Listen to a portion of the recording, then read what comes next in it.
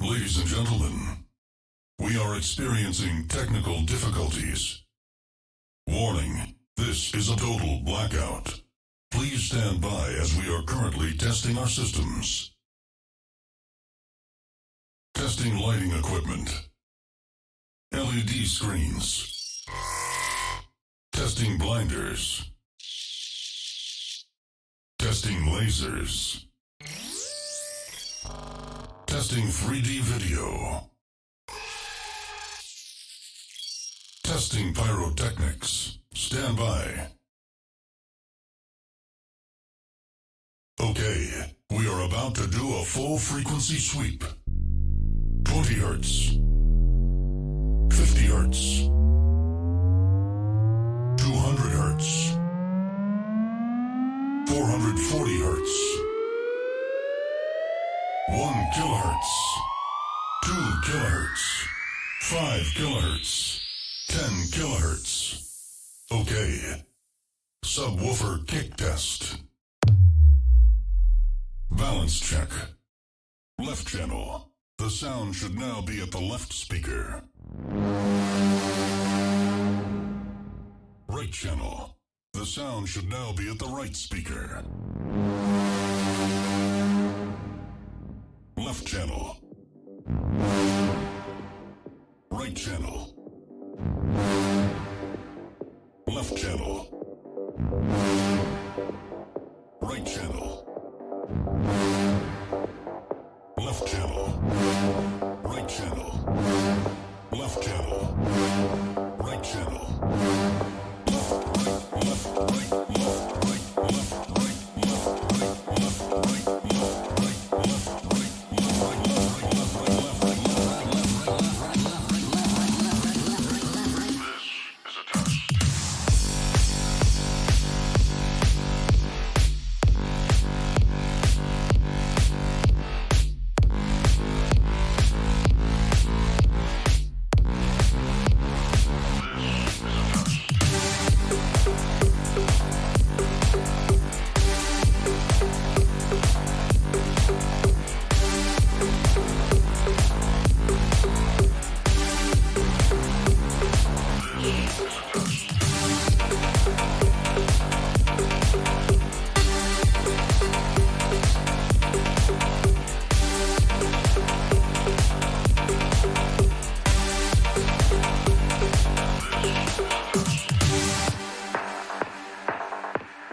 Before proceeding with this show, we'll have to do one more test.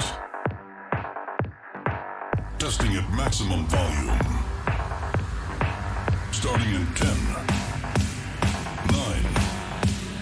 8, 7, 6, 5, 4, 3, 2, 1.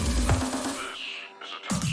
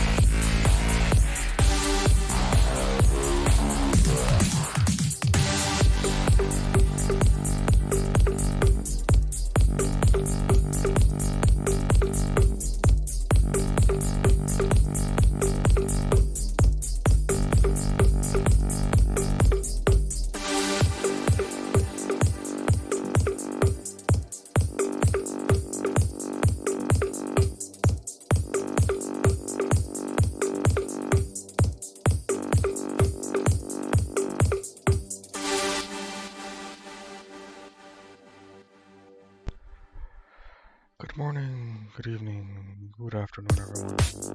I hope you're doing well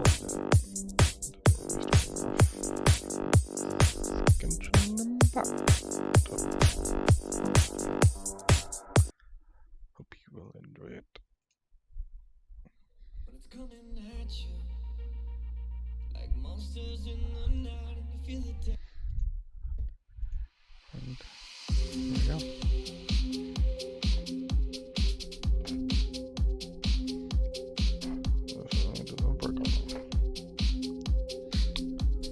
I forgot it. I made it really small.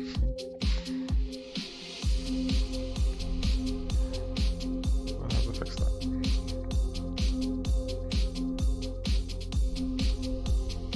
As soon as I get in game.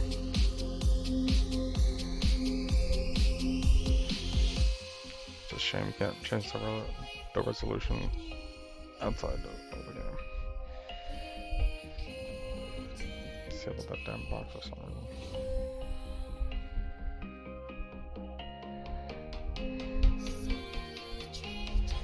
Yeah, I spent yesterday in that.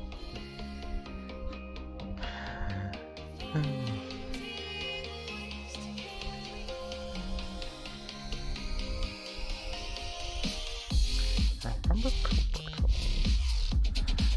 return to the next stage of the event.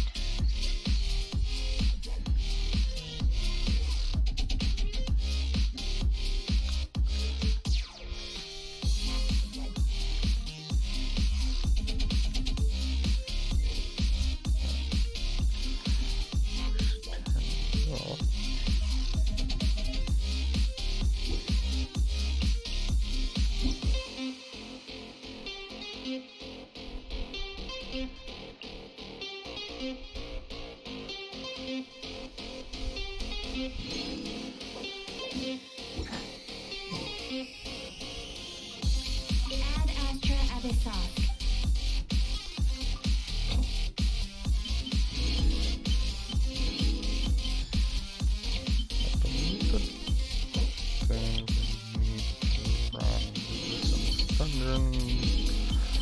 Let's hope people are actually doing it.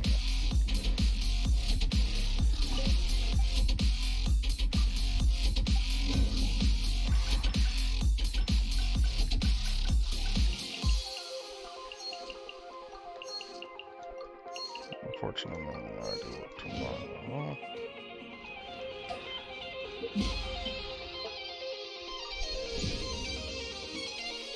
Capped at 23.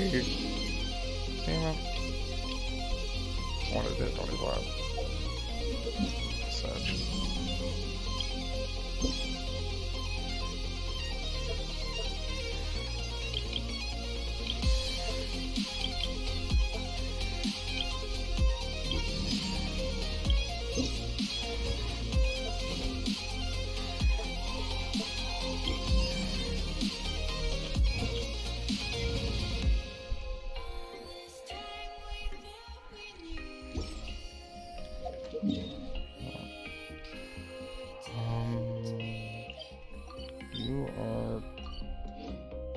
Console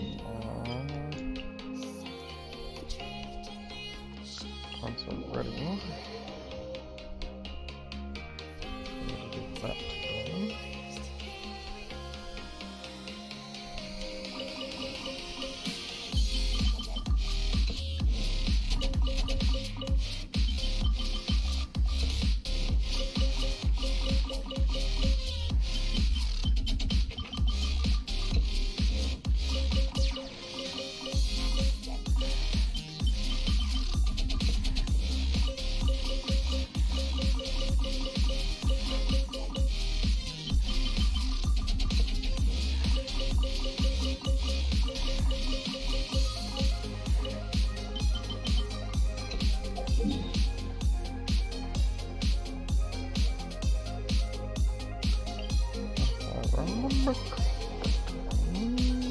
Chubby.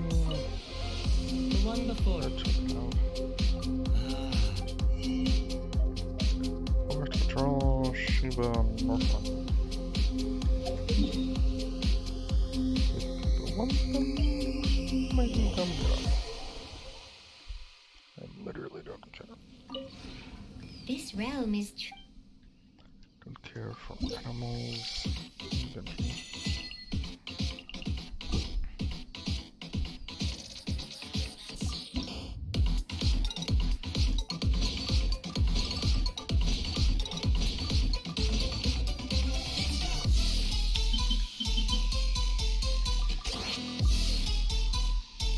There was so much wood used at once.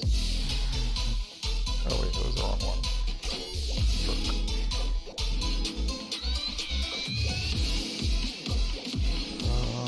That's the wrong thing. Yeah, so that's... God, I wish I had... Yeah, meow.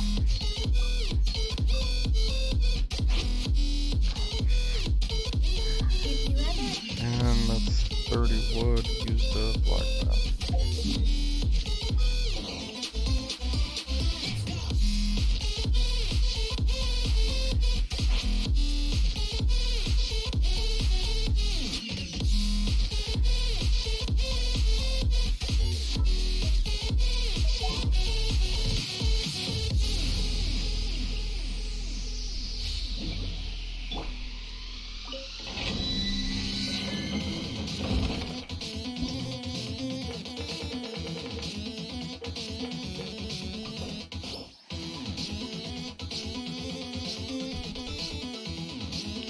It's a little scary on Sundays because you never know what the people are going to choose.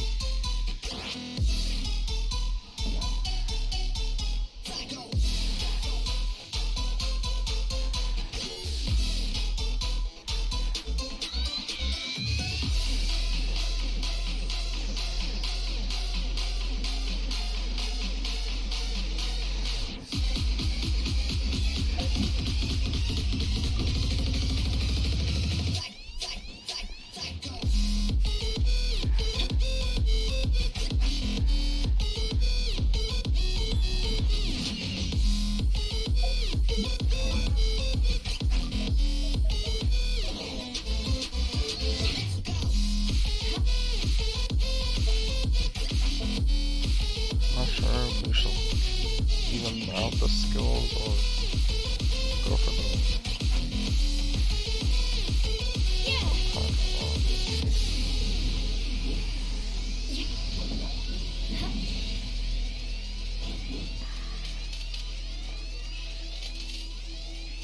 let's light it up.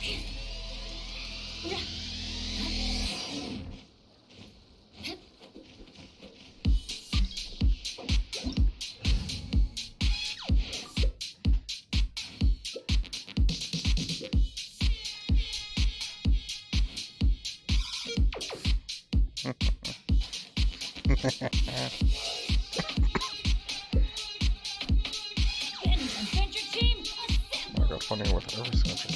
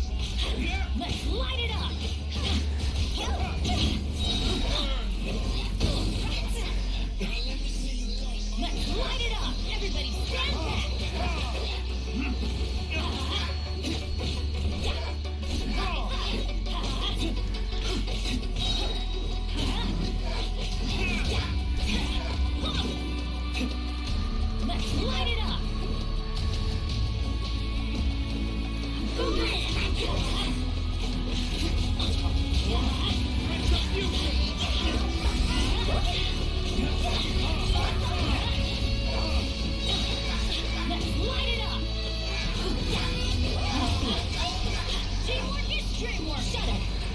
Let it fuck. Light it up. Let's light it up.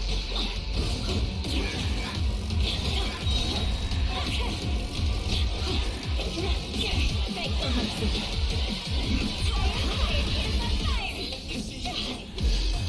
We go. Venture time. We go.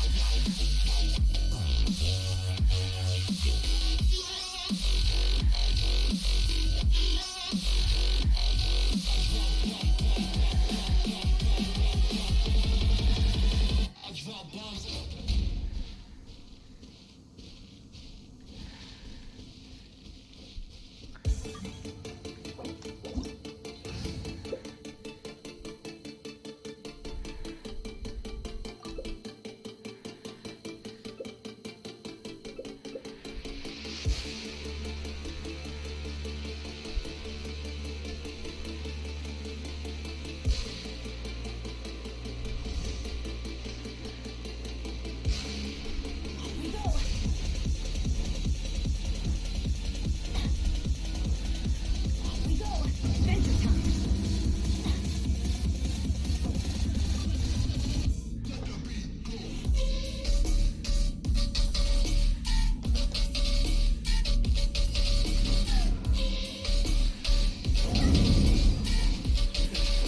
Gonna hurt in the morning.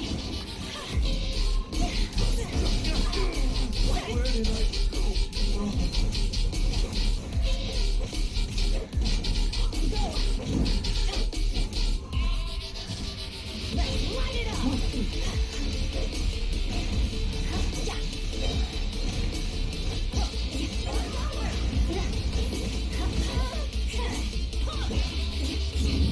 Teamwork is dreamwork. Let's light it up.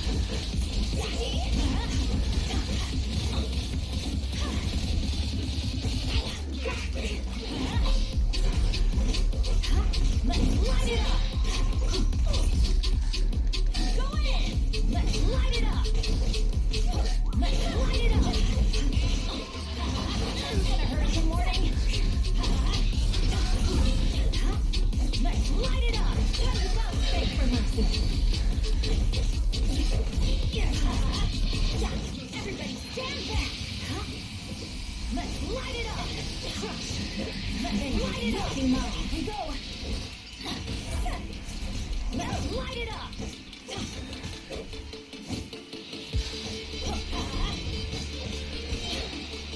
Teamwork is dreamwork.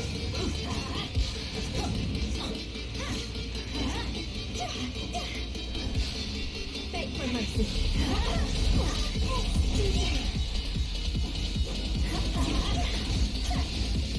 Everybody stand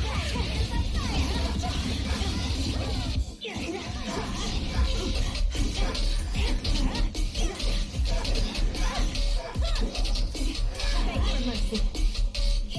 We go.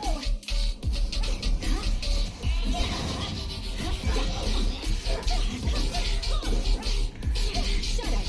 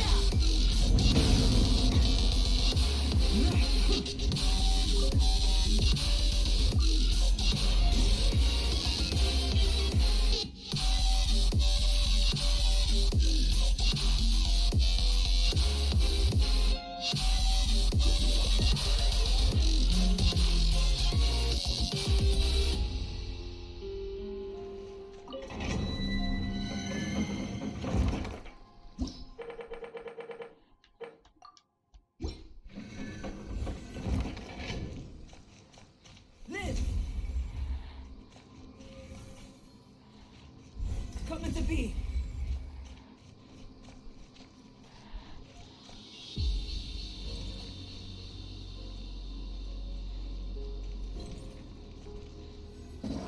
Live.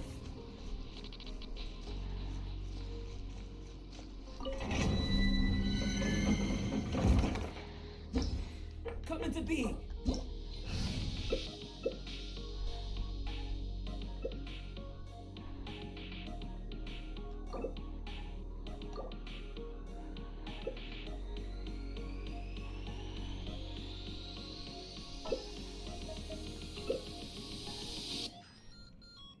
Benny's Adventure Team, assemble! There are leaves around, and I know just the tune to accompany.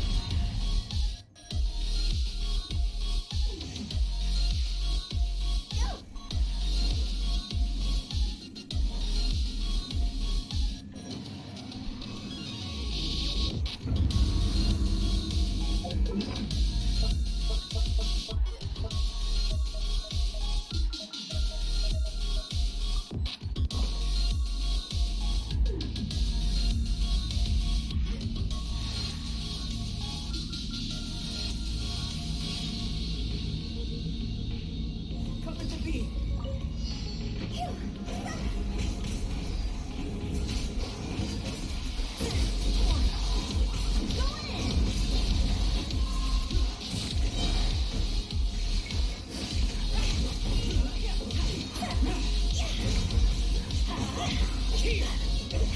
Adventure time!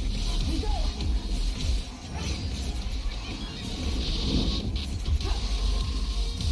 Coming to be.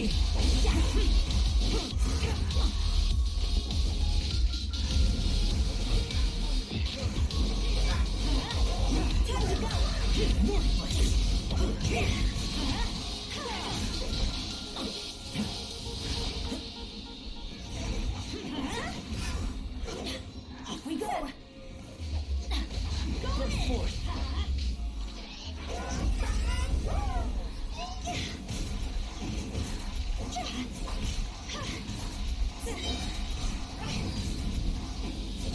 John's over!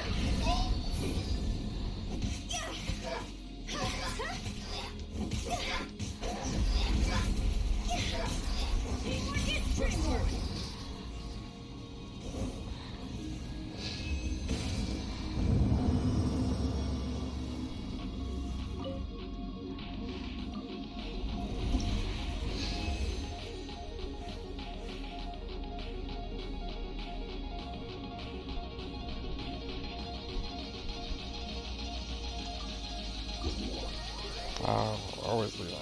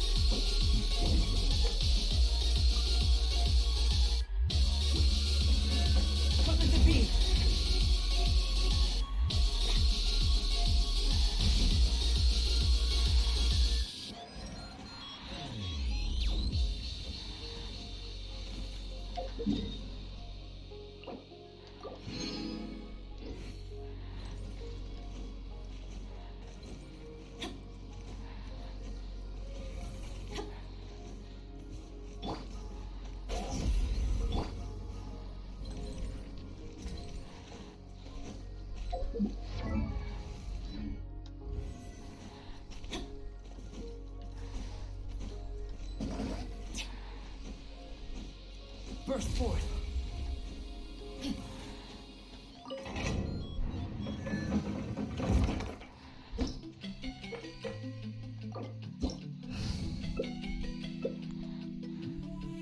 I had a dream you died last night.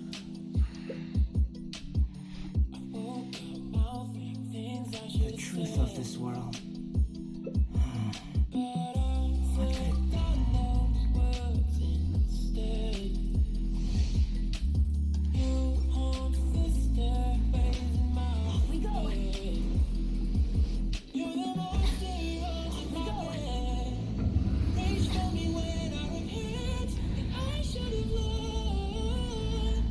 I should have loved. The glitch in the balloon. You're the monster under my bed, making mess I can try to address. Cannot come to terms with the monster under my bed.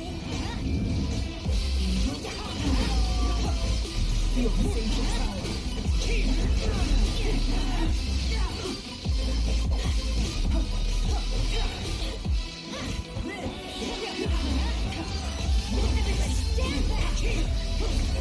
Let's light it up. Let's light it up. Let's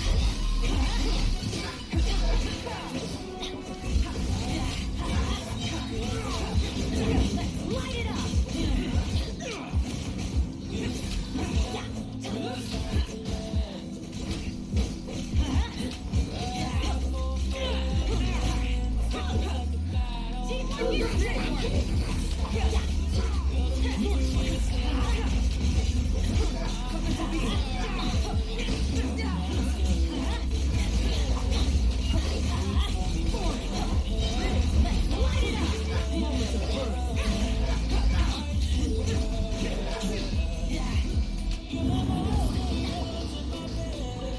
Making mess I can try to address. Cannot come to terms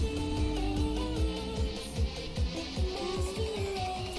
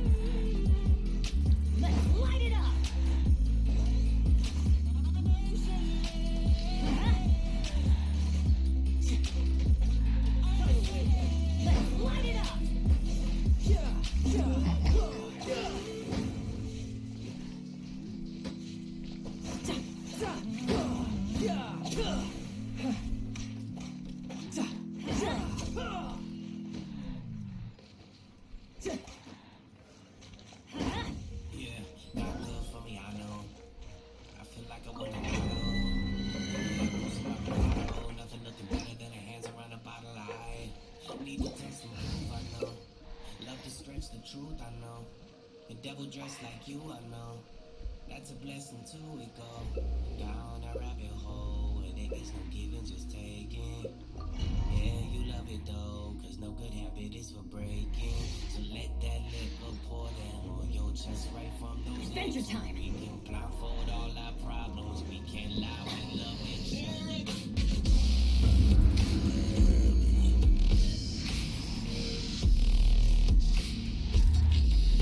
Yeah, you gotta have it.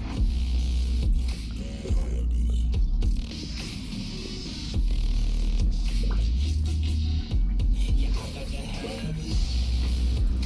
Everybody stand back! Now, let's go up like the morning. Let's light it up!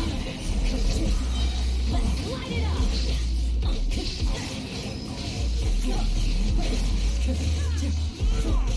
Teamwork is teamwork!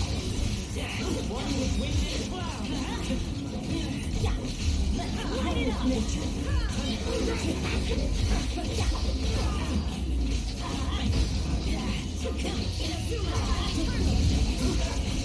Into the wind! Illusion shattered! Let's light it up!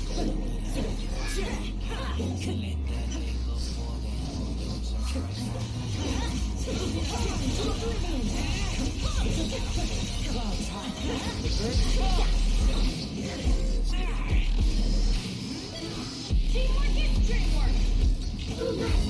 There is no let's light it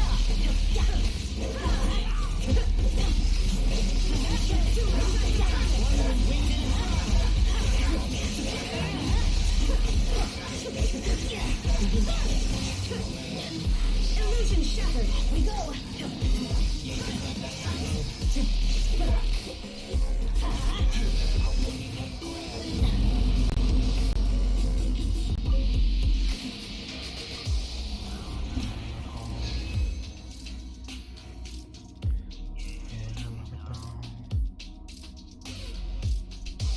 Down the rabbit hole.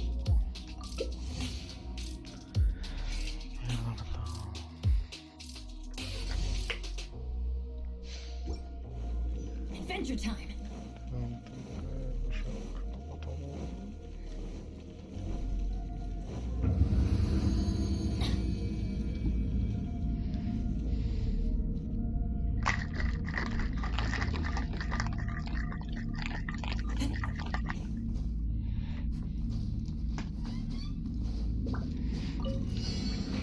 Time to go.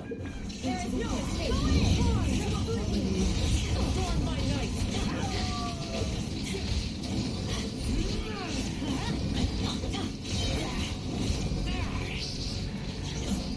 Let's light it up!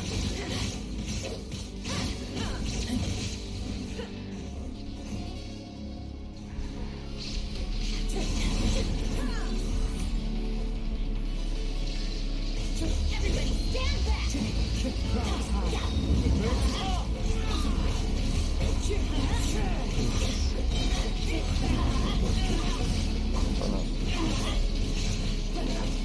Time to go.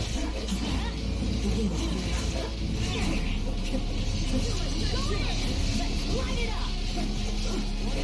Let's light it up! Let's light it up! Let's light it up!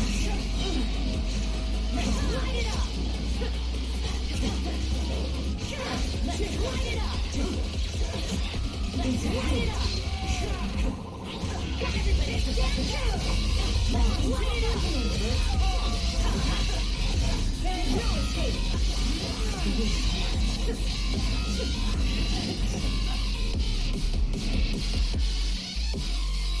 Let's light it up! Time to go. Into the wind. Falling leaves.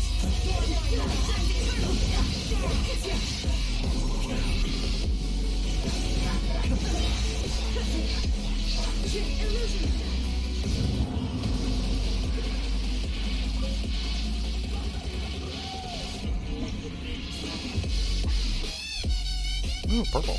Fog.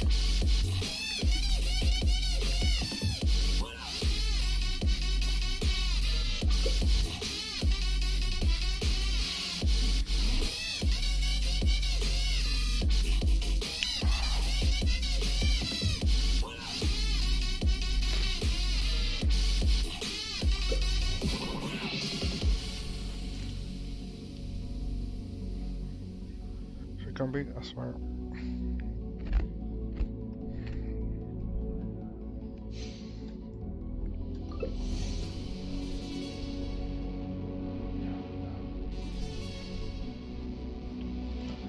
This kid. Oh.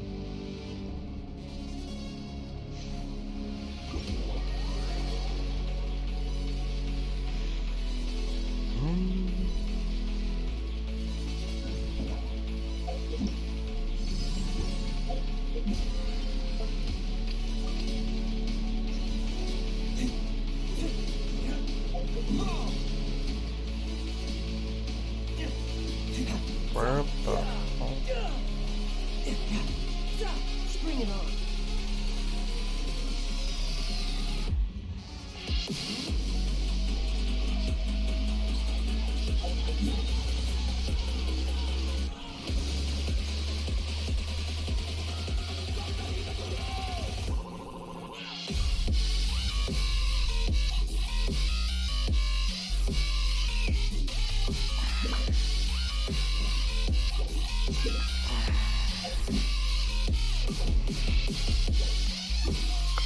Join me on an adventure in ages.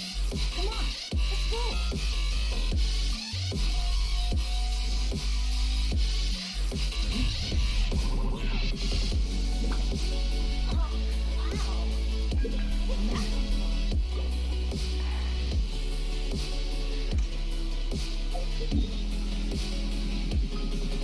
Yeah, it's so annoying.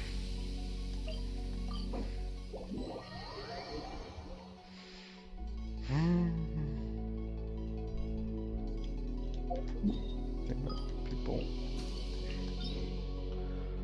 Oh, that's right. I wasn't joking. Gotcha. They got a crash.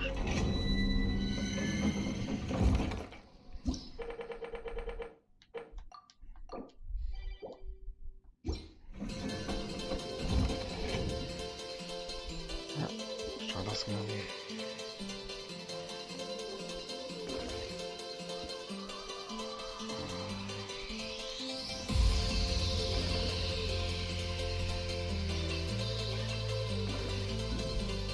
That's been got in.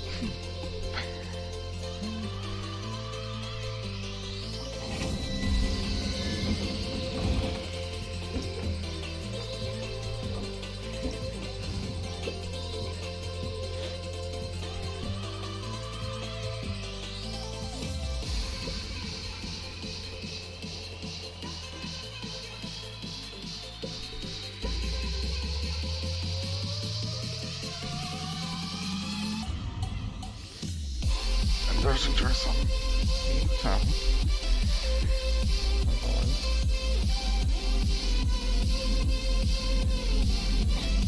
Adventure time.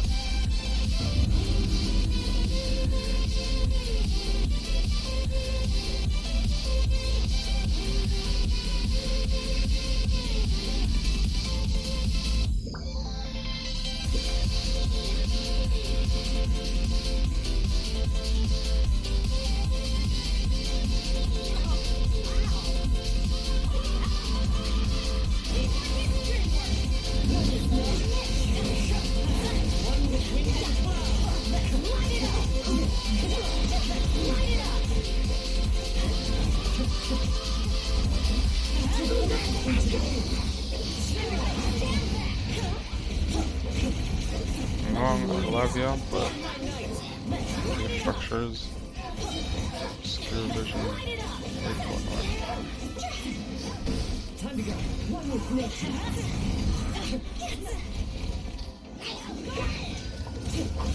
One with wind and cloud. Light it up. Into the wind.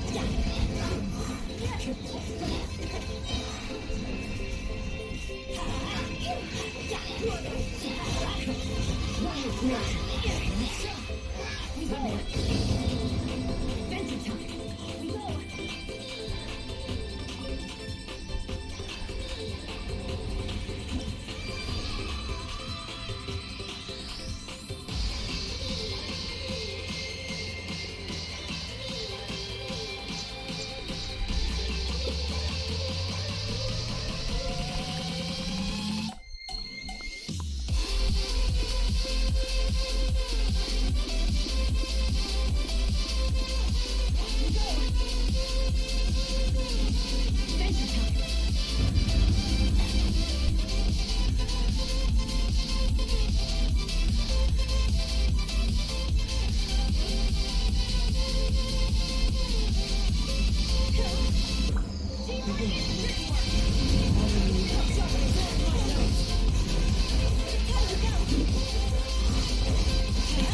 And this is from Geo Traveler.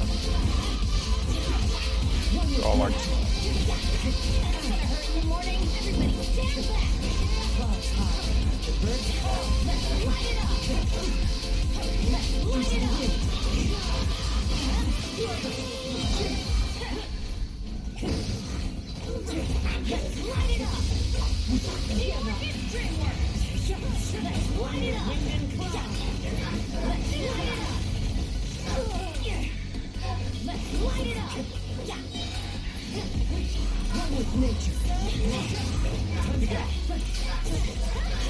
Don't waste my time. Adventure time.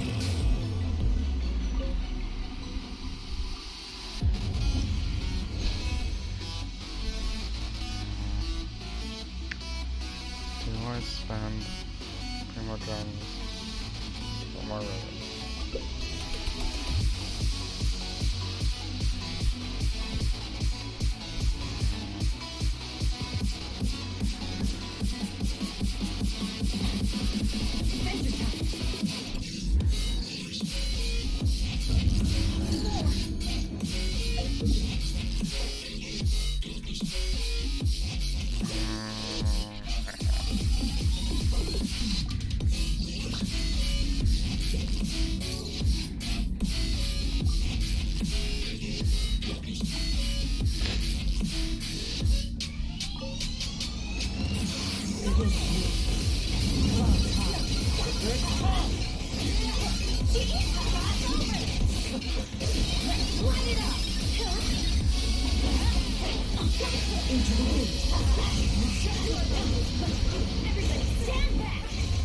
One with wind and cloud.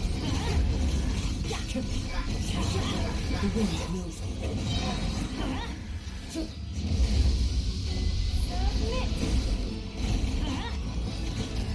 Teamwork is dreamwork. Let's light it up. Let's light it up. Go. Adventure time. Adventure time.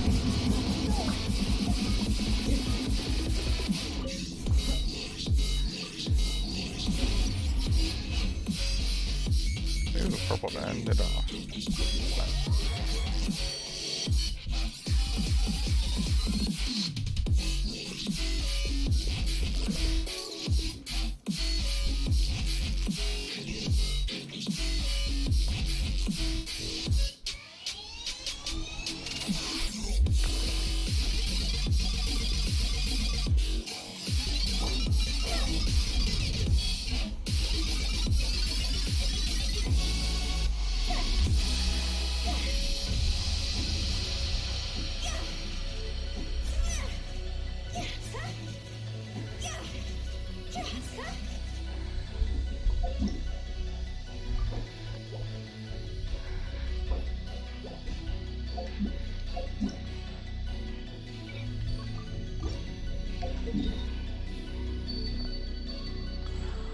Let's go.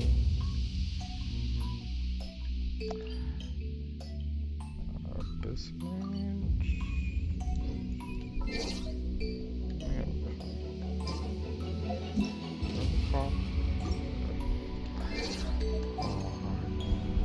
Genie.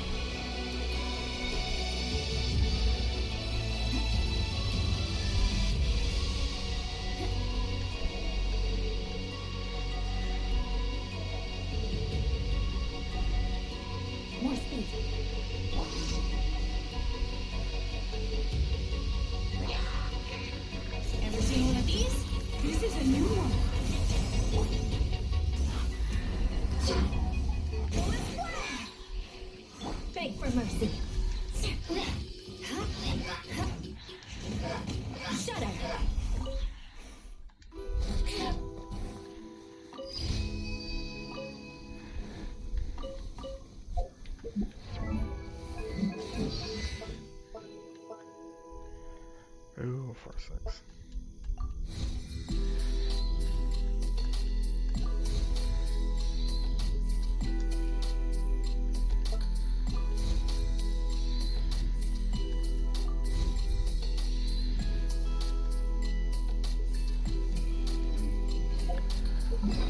Please turn my habit off for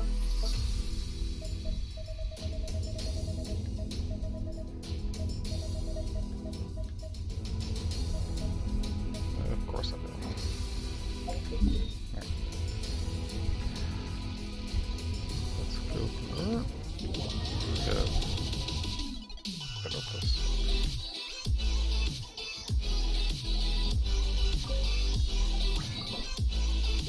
Oh.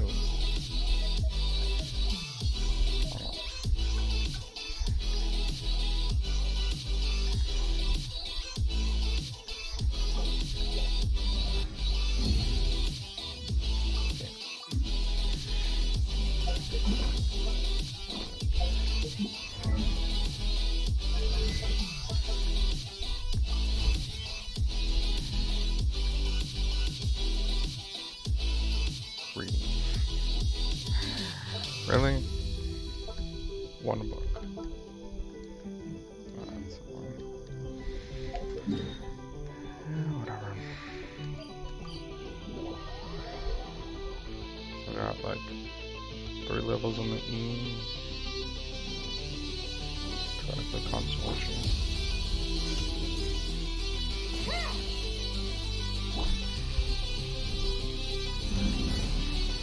Freeze to the core. Beg for mercy.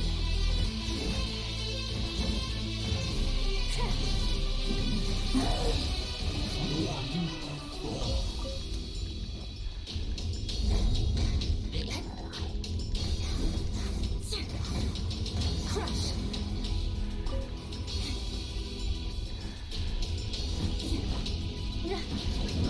More speed.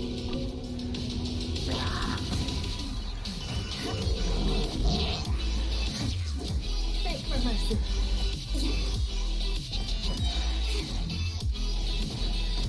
Rack and ruin.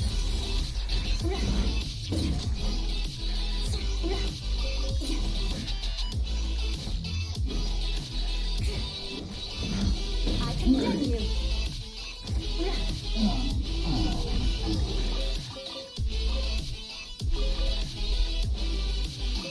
You can choose the Helitron.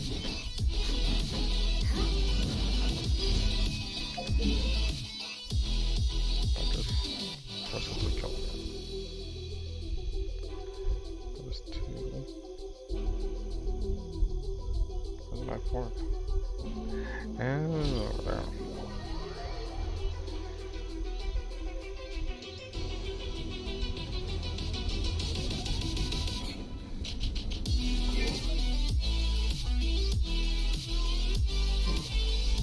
Just over half. So 58.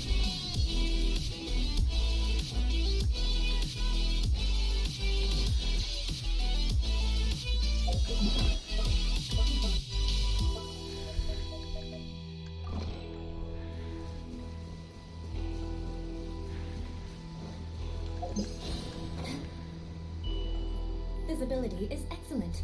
If we head to higher ground, we can do a full recon of enemy activity in the area.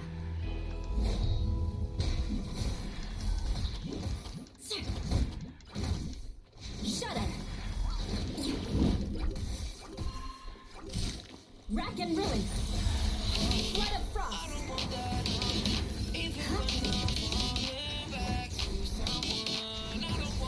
Beg for mercy! More speed!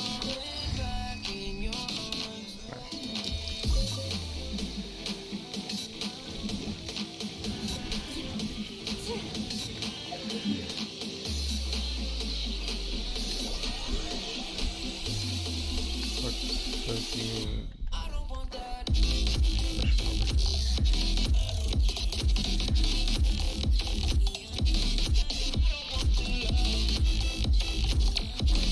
And what's inside?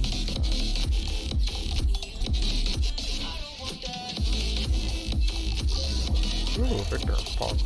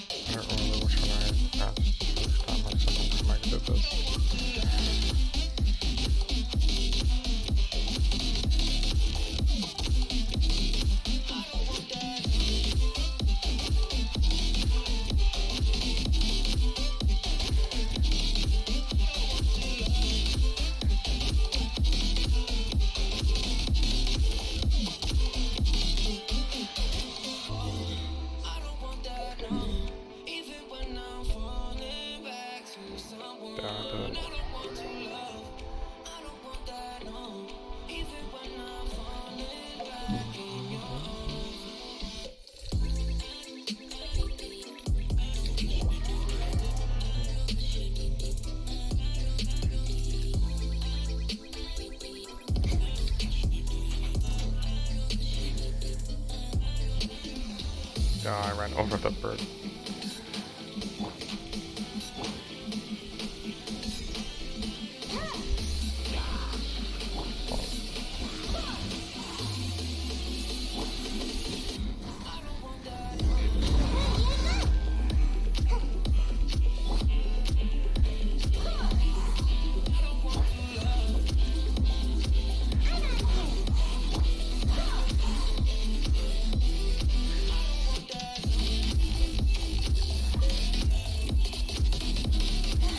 What loot?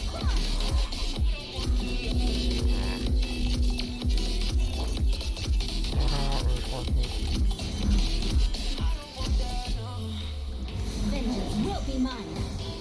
Crush.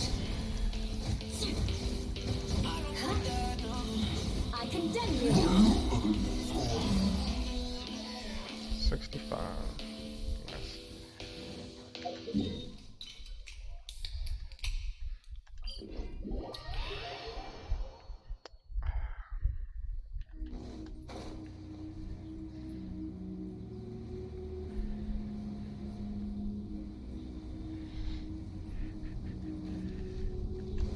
I'm sick and tired of the fighting. I've had enough of all the wars. Don't wanna think about it anymore. I'm tired of the feeling we are always heading for the door. So tell me if I say it loud, will you come alive? Will you hold me like you used to do? Tell me if I say it loud, will my heart alive? Will it be the way it did for you? If you wanna stay, let me know. Turn the page, come on over. If you're not afraid to let me close, I will be your overdose. If you wanna stay.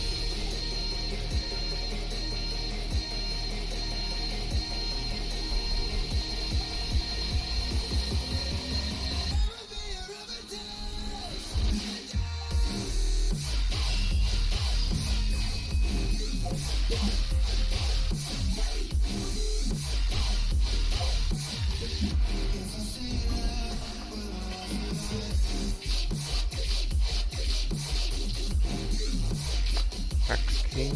There we go.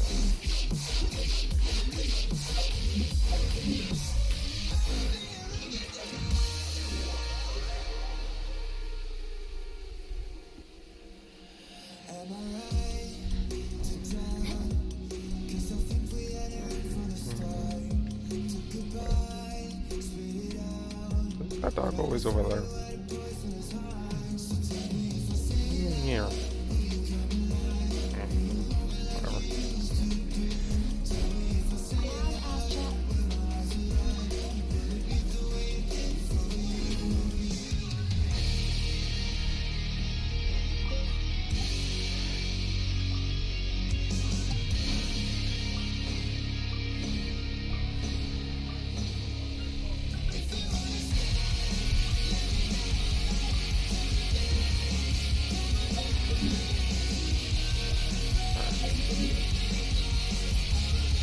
There's another ability combat.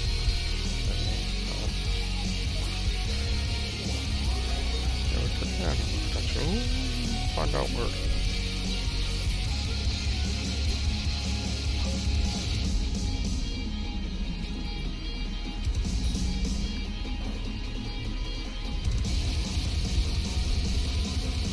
Oh, this is the one that showed up in the trailer.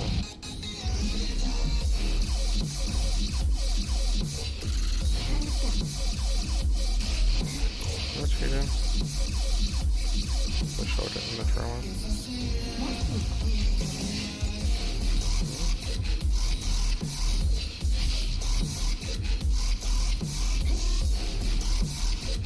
Oh my god.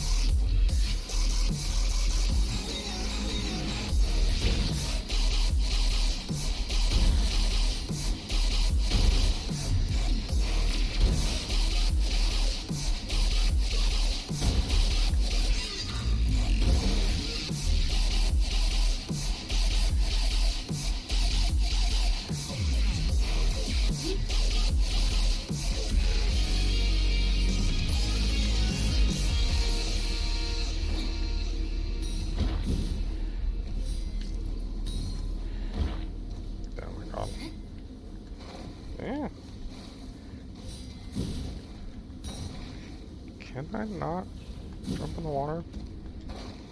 Oh my god.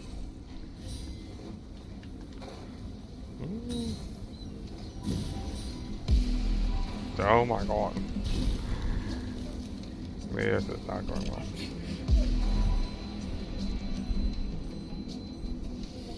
Oh my god, I went too slow.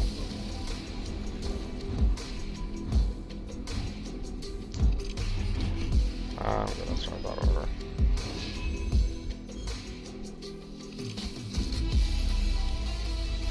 I mean, I got that record. I'm gonna try it again to make it faster.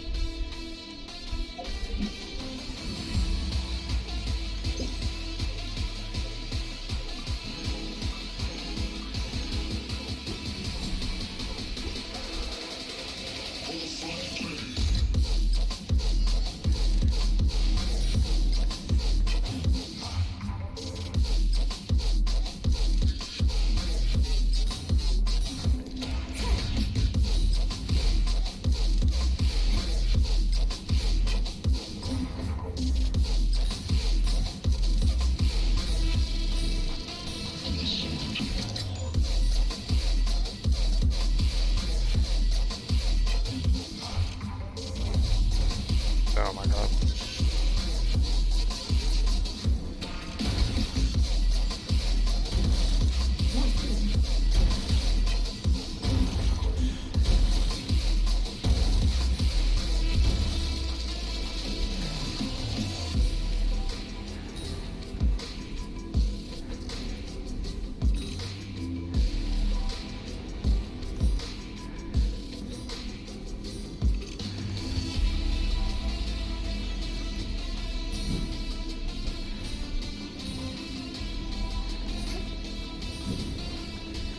Okay, why didn't I jump?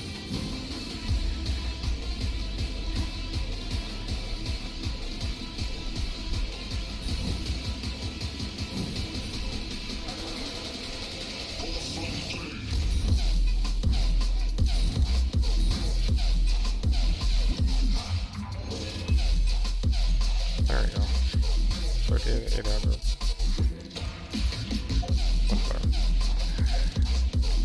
Alright. One.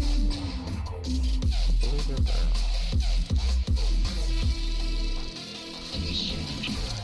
But it is.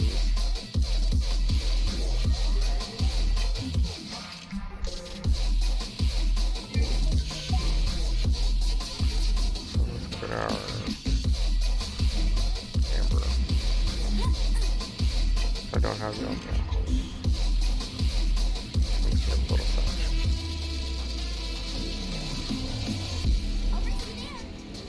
Oh, look at it.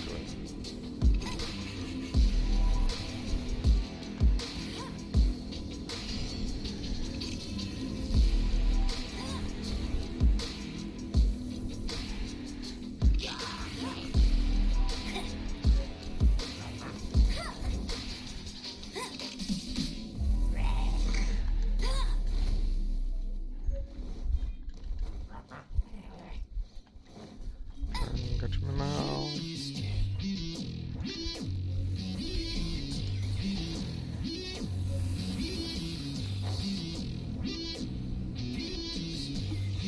Just hold.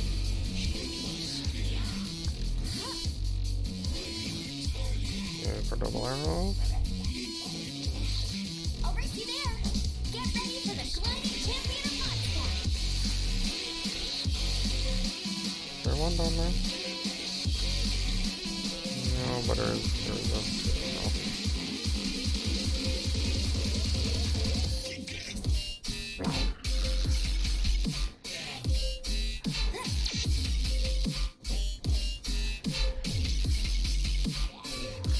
Oh, I ran out of stamina. Oh, there it is.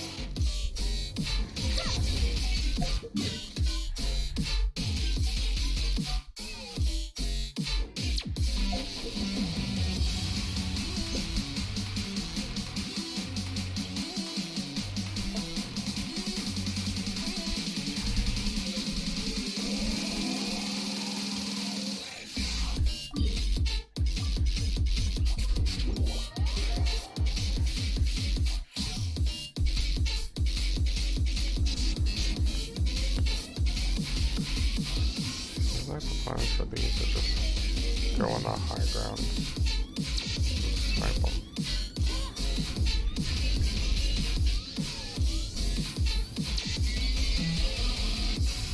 You don't have to deal with the mobs. Oh, Kira knows. Yeah.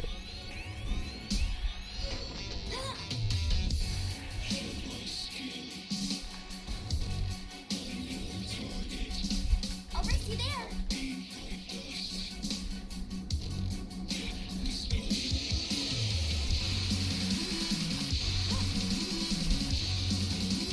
Trees in the way, isn't it? Oh. Never mind.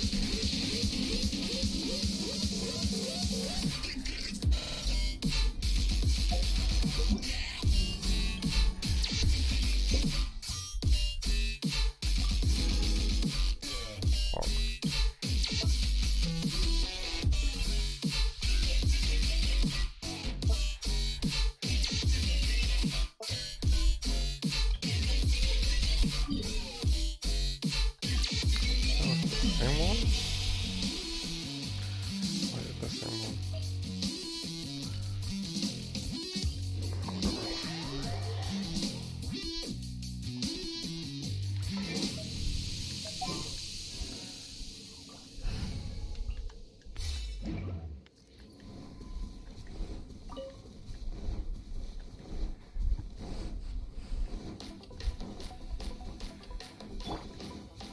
More speed.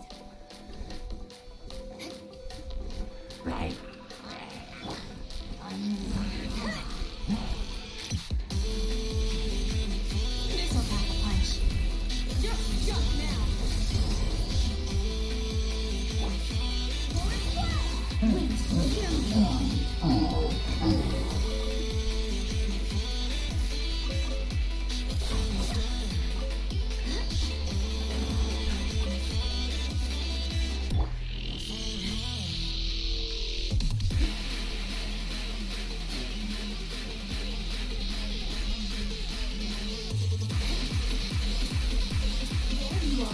bring it to the core. Beg for mercy. Eye for an eye.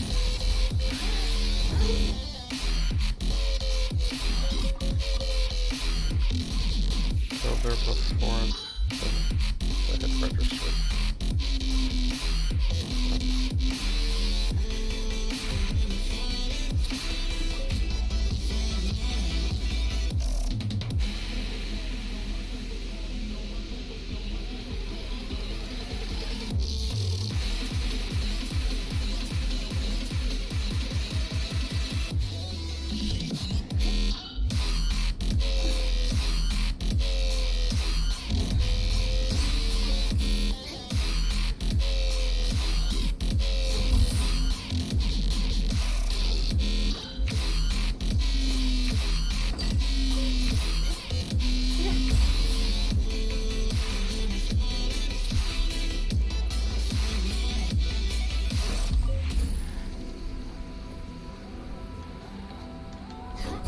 More speed.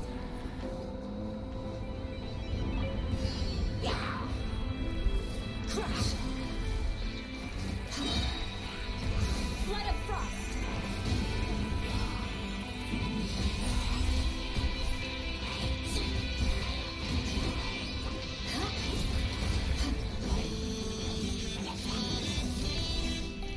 Shut up.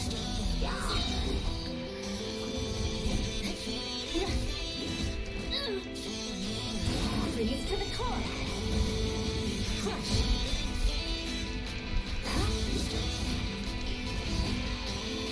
I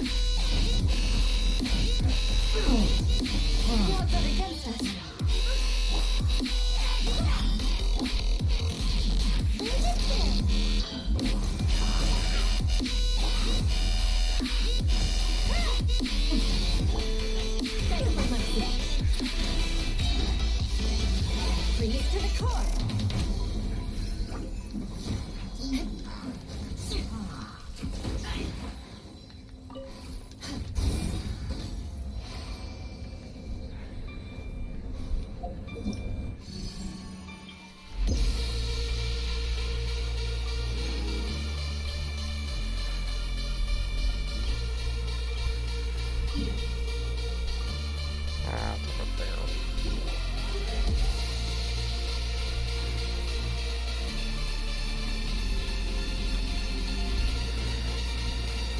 Oh, they put it inside one of those. Oh, fuck.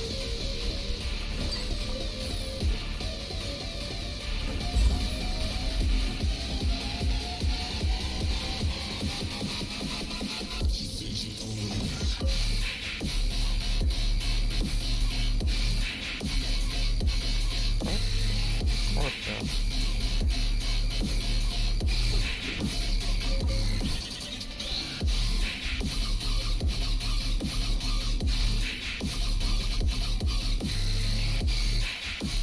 I'm not a blind or I can't see.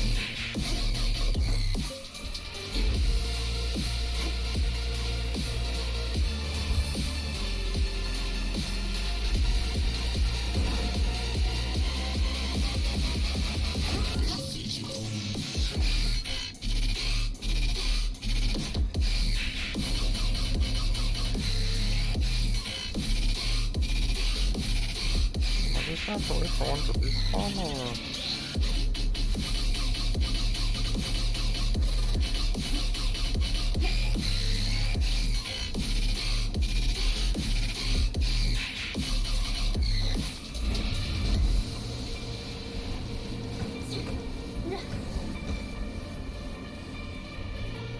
There's no way I can get out of it. Where do I get this close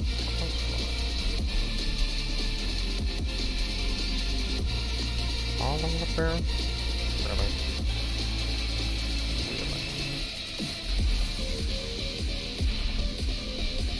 Oh, come on. Fine.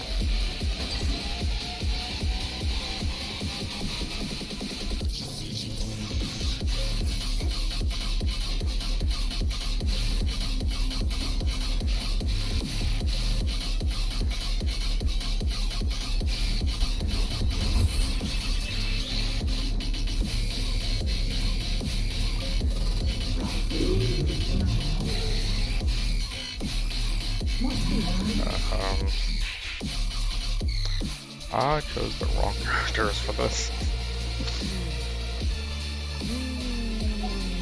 I know I should use them up. Who knows? Alright, let's go. Video equipped right in front of us. Nice.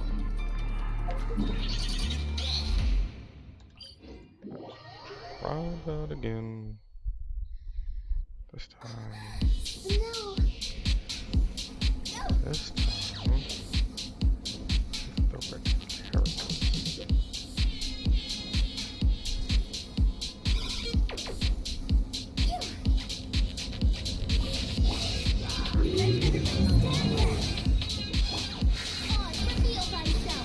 As you wish, Snake Fräulein.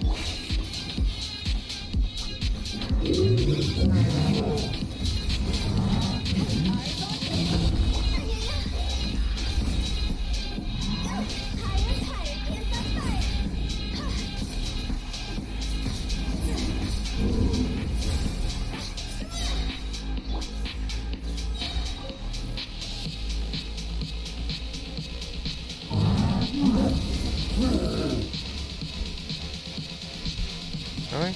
Only 18?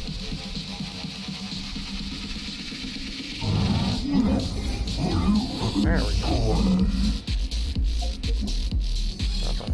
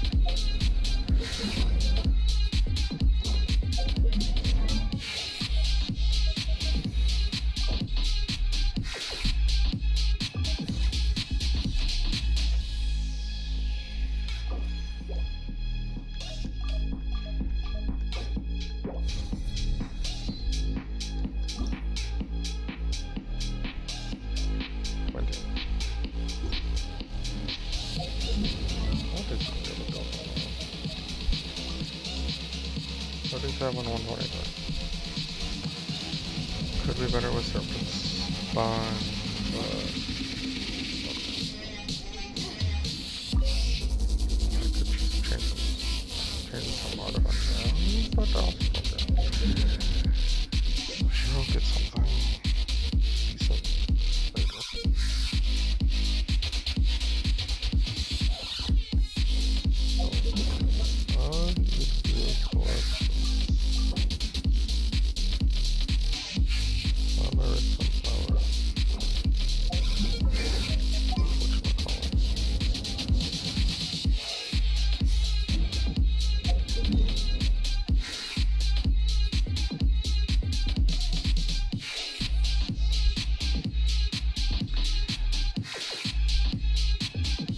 I do have it turned down now.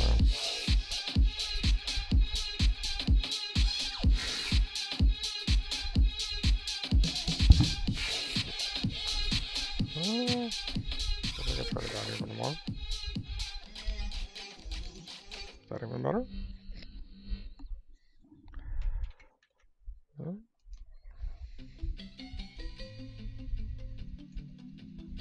I've never changed it though. Yeah, never changed it.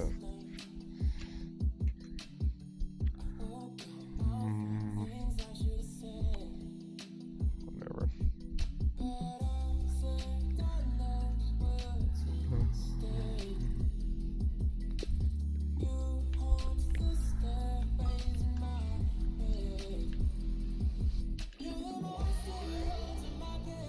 Also, how you doing, Betsy?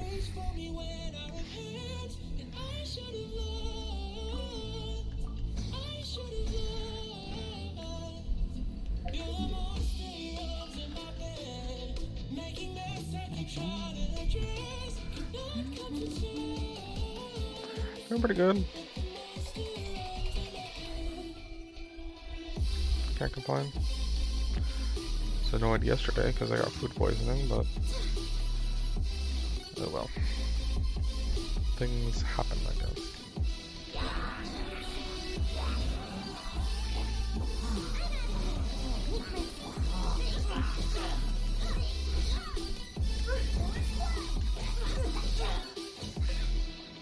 Oh, it went away within like 24 hours, but it was annoying at the time.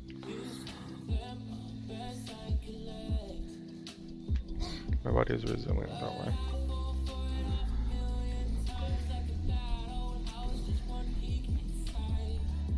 Yeah, my body usually only deals with sickness for like 24 hours at max. That's funny.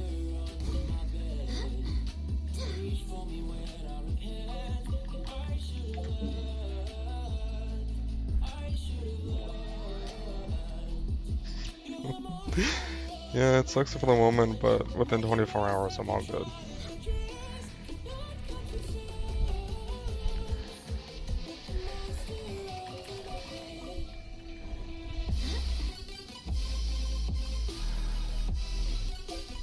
I don't know.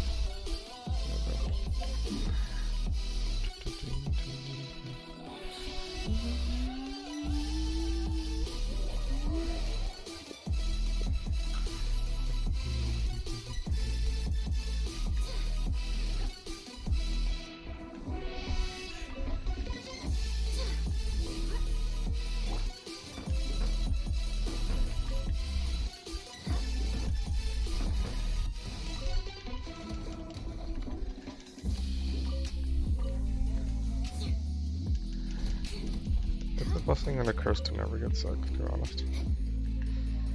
Means you never have a reason to take off work. But then you never empathize with people that always get sick. But, yeah, well. More speed.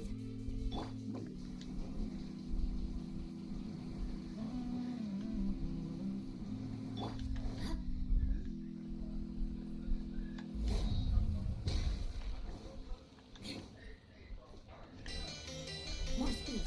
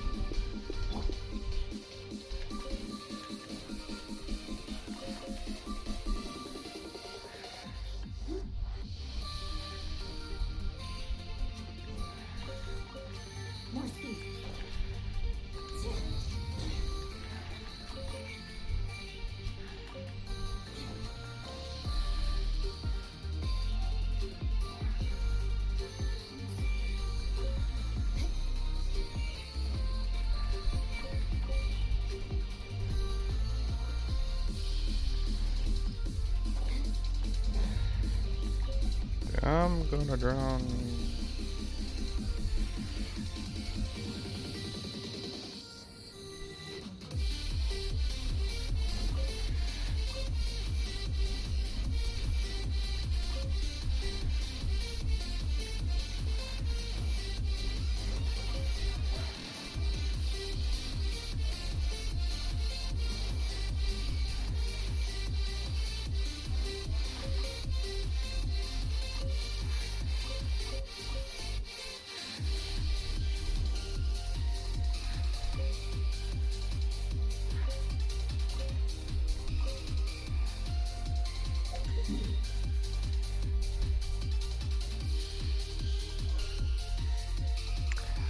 Thank you and have fun lurking.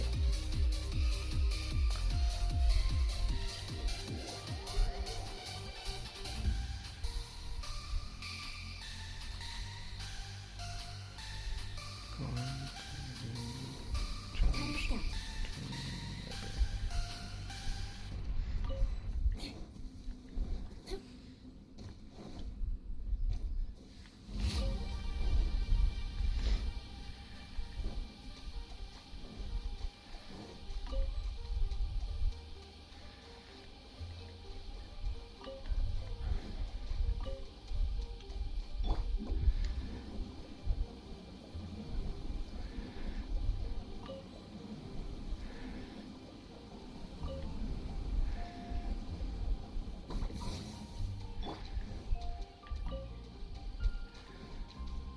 More speed.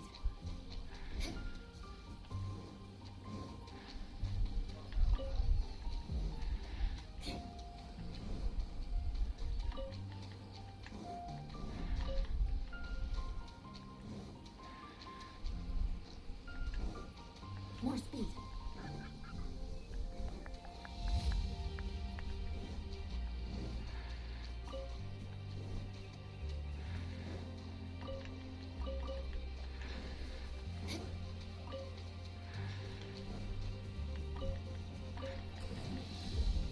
Shudder. More speed. 9k smack to the face.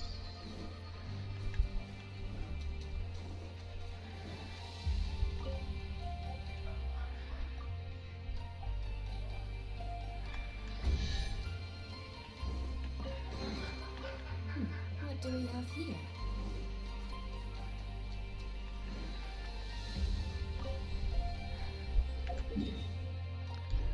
I believe that's everything forward to it.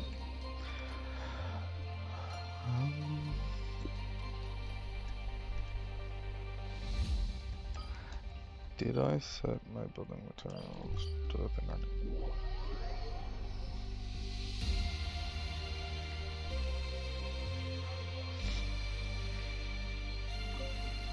This realm.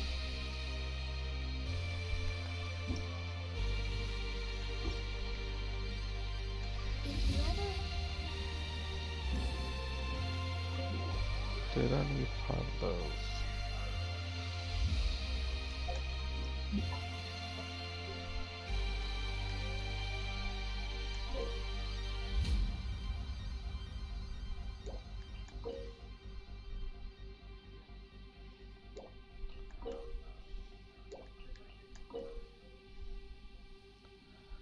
I didn't need 5, but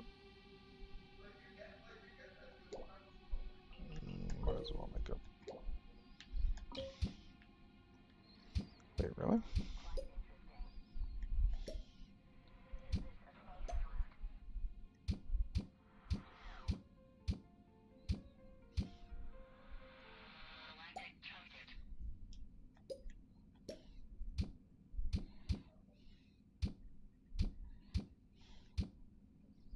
That's not gonna fit.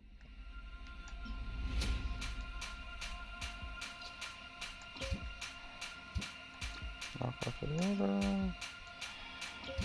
How about you?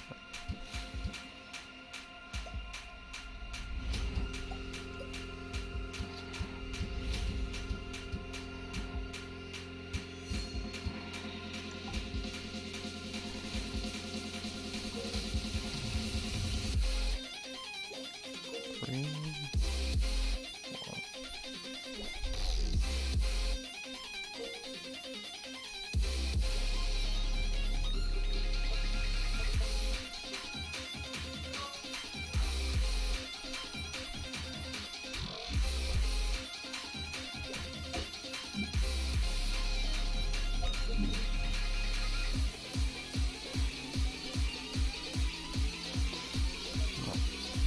That was a fun hour and a half of Genshin.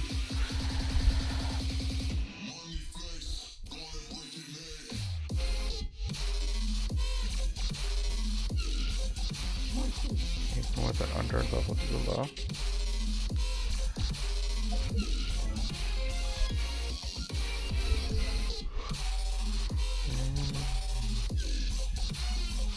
Tomorrow's Monday, so we do bosses.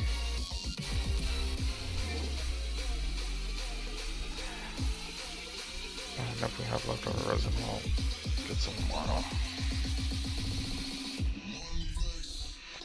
Right. Jump on over to Jake.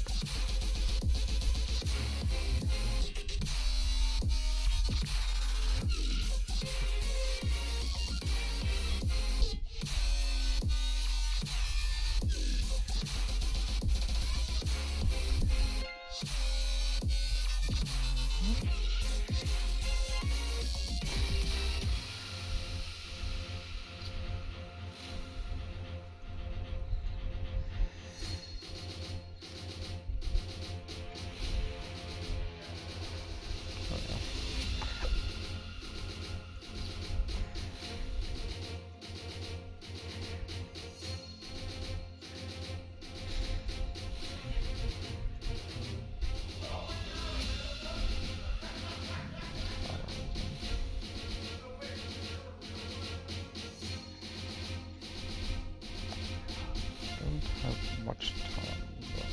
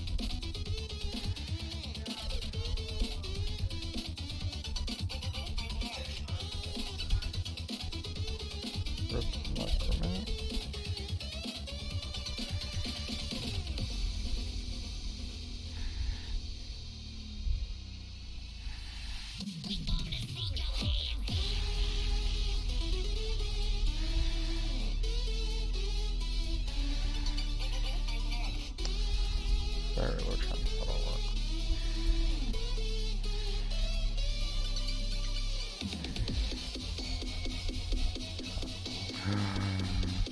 Okay, agility book, really?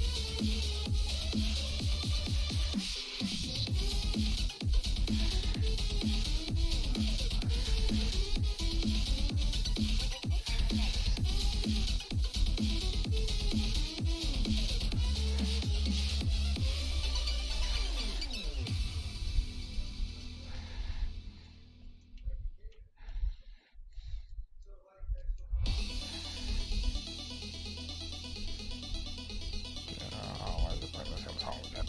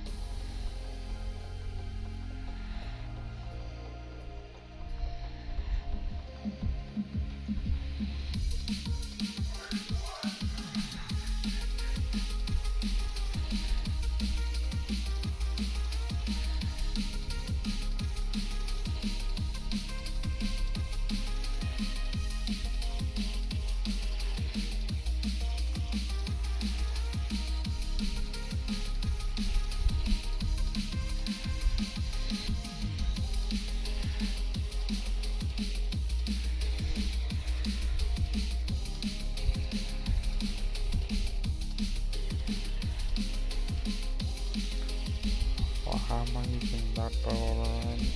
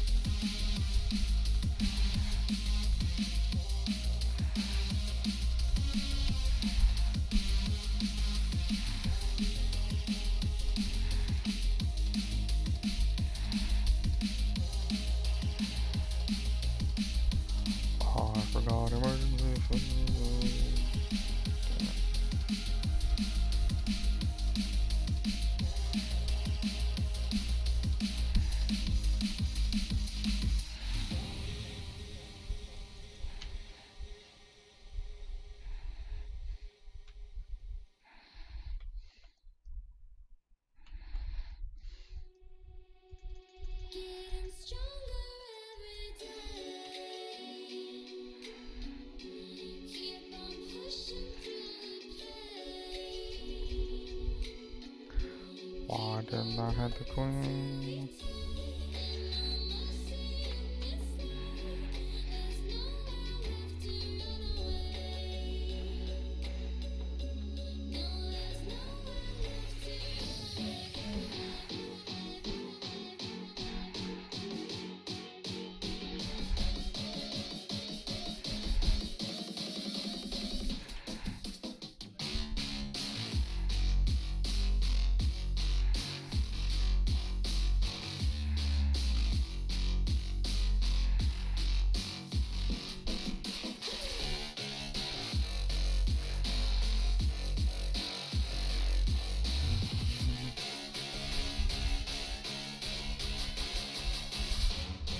Garbage.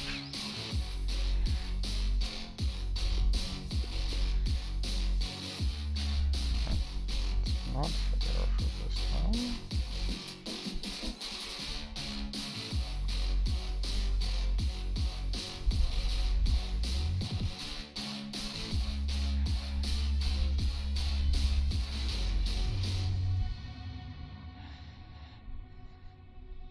Getting stronger every day. To the bullets and the flames. Get the fires in your eyes, and there's no place left to hide. You got nowhere to run away. No, you got nowhere to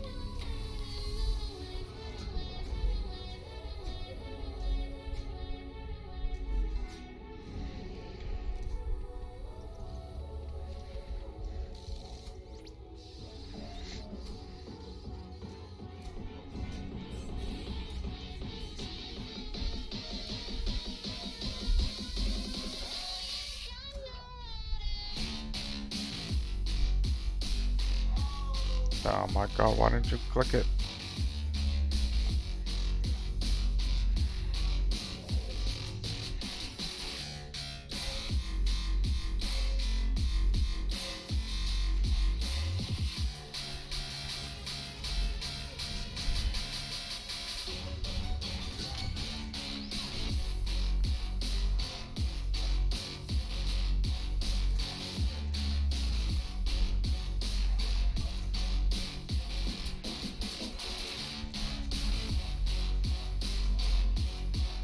Am I really gonna throw this one?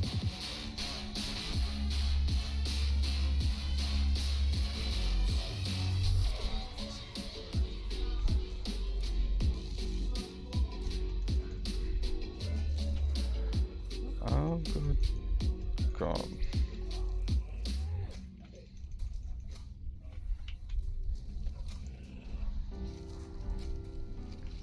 Nope.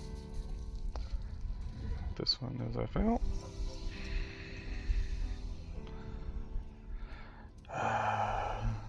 Oh, that was a fail.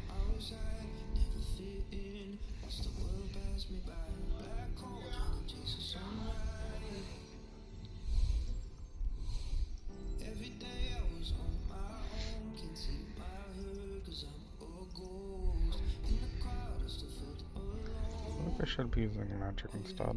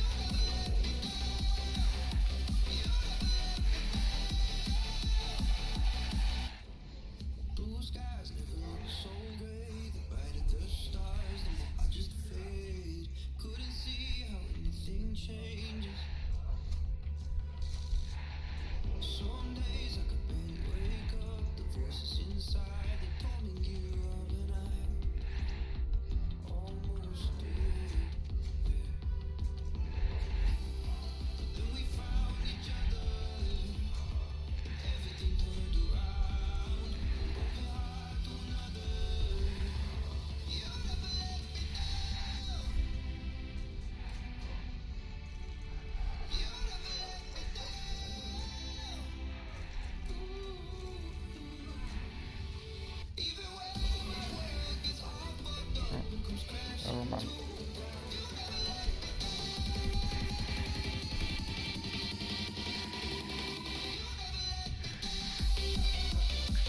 Not doing that achievement. Too dangerous.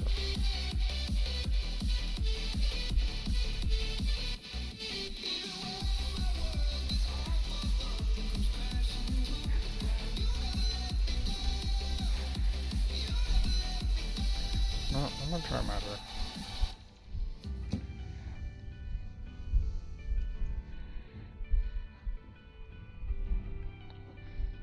Subjugation, why not?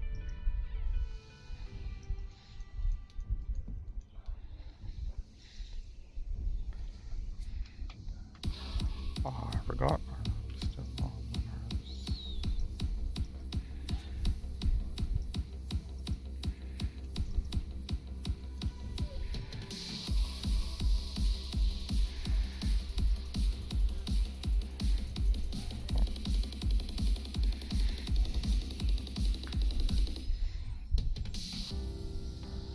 How bad could it be?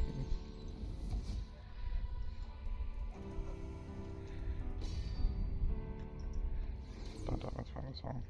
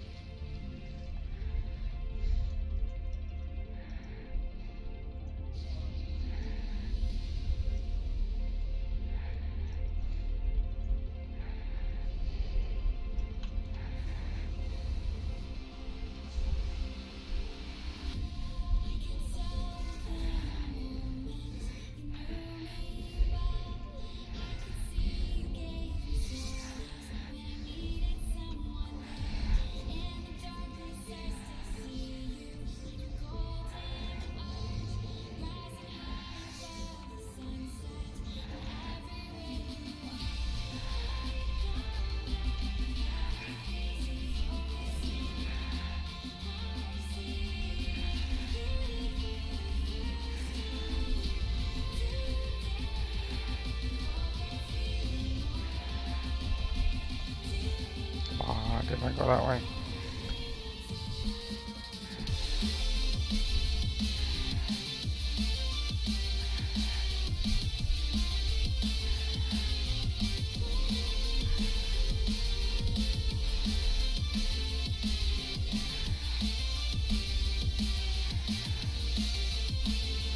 Why didn't I use magic before?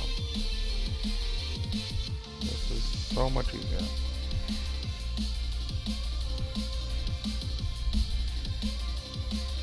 Go to sell magic at QBD.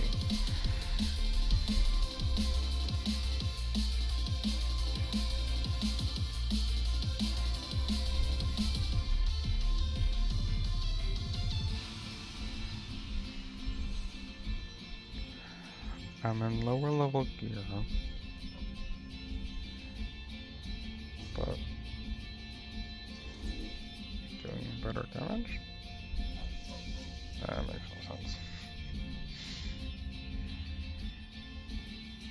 I really boosted this thing, I don't know why it's doing more damage. Whatever.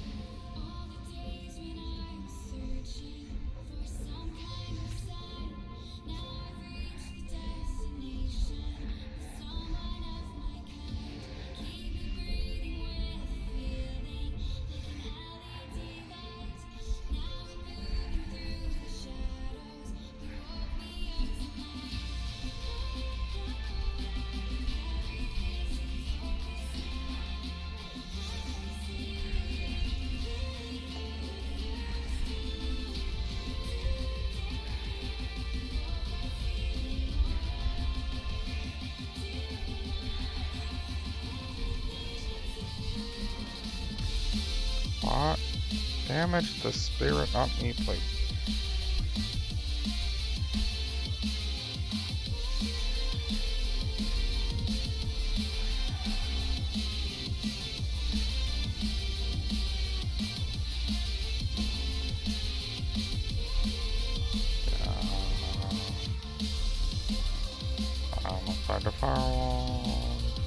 load right now. It's loading.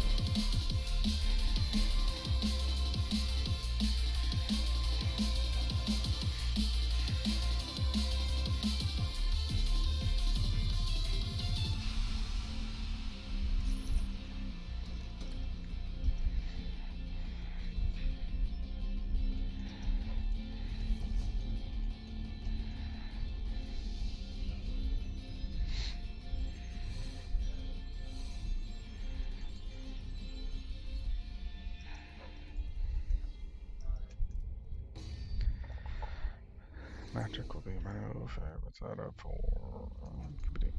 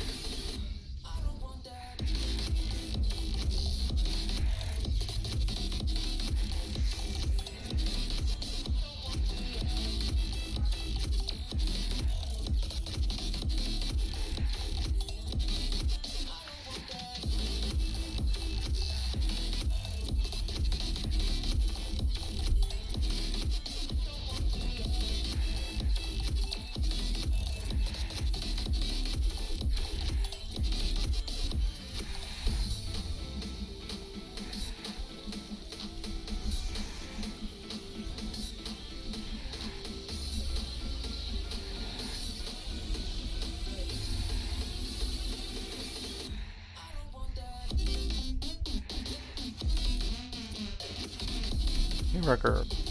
What? 121.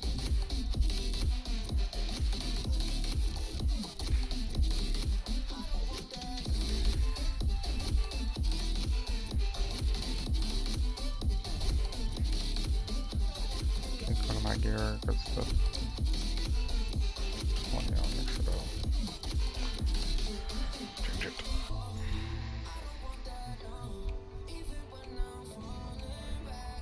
It might take a while.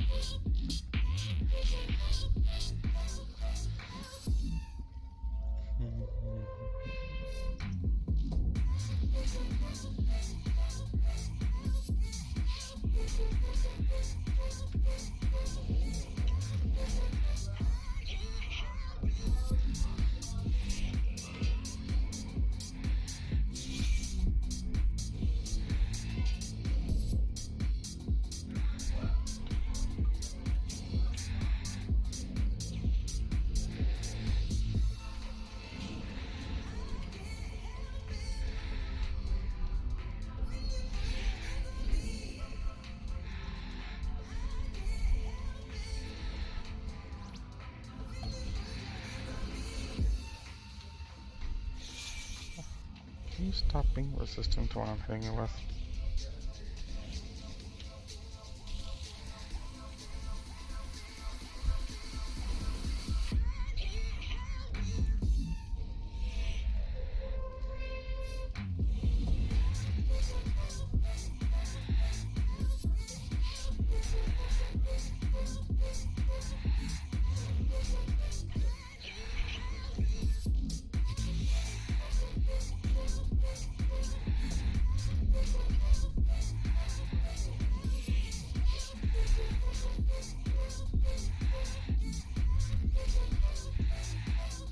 Oh, I got a key. Nice.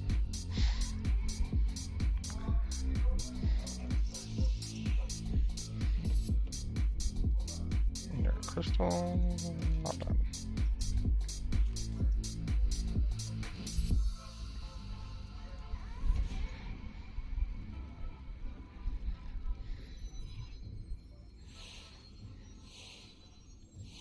Drexel. Interesting.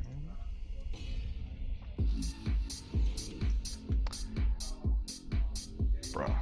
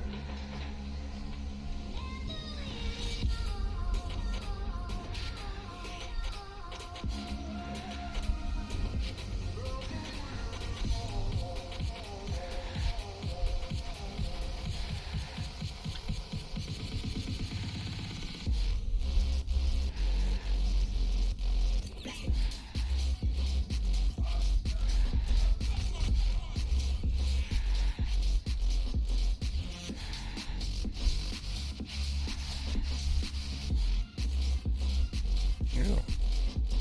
Another 2-second umbrella. Minute 19.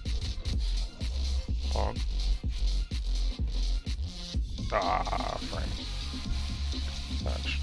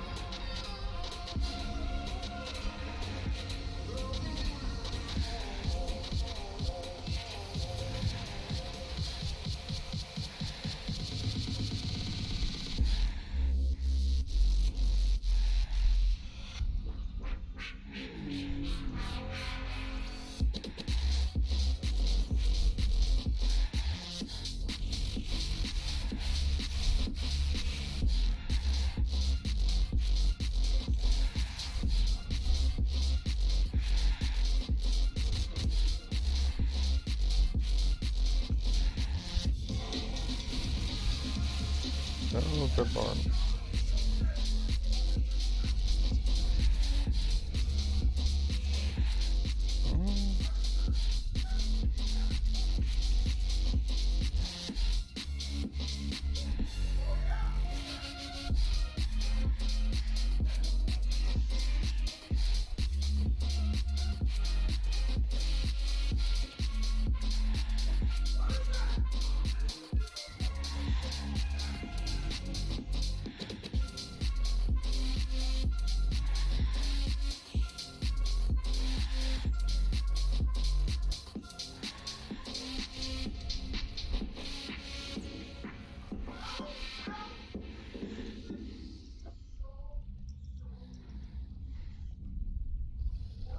what's funny is that magic is my lowest skill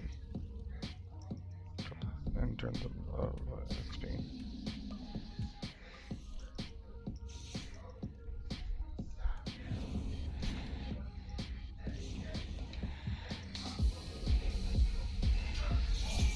I should not have done that. I canceled monthly fixing. Not the smartest.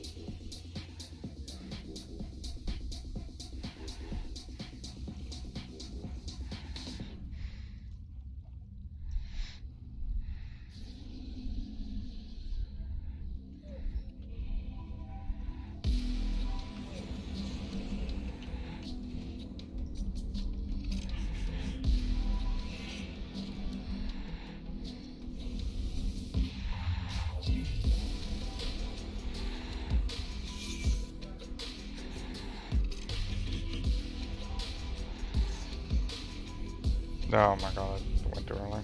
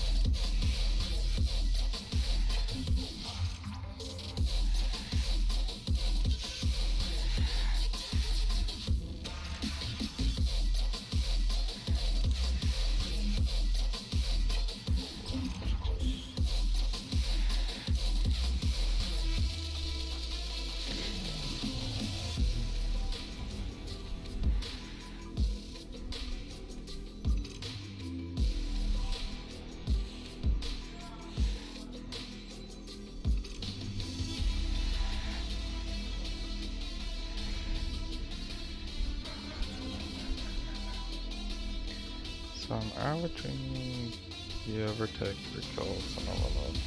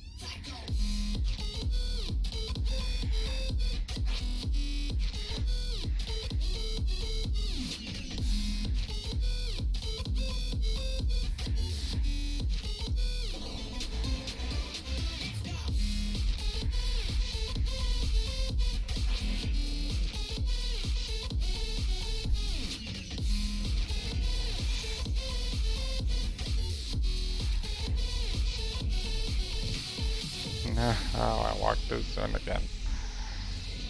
Oh my god.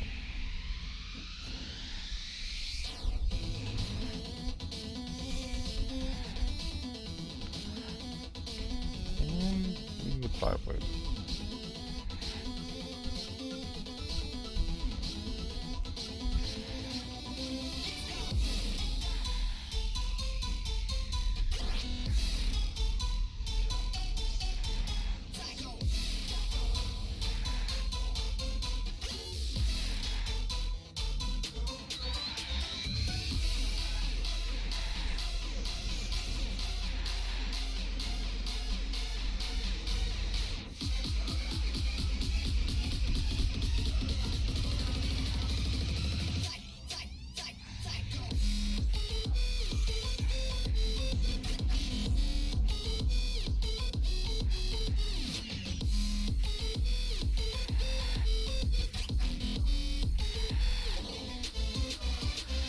I'm not supposed to die when I go clean.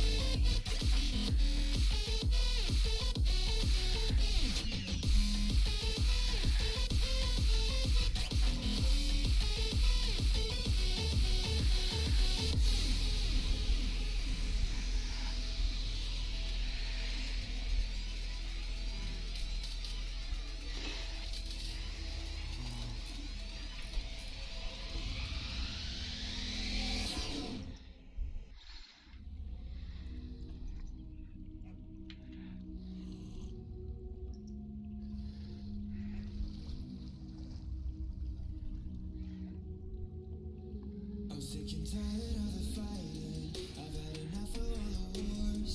Don't wanna think about it anymore. I'm tired of the feeling we are always heading for the door. Something if I say it loud,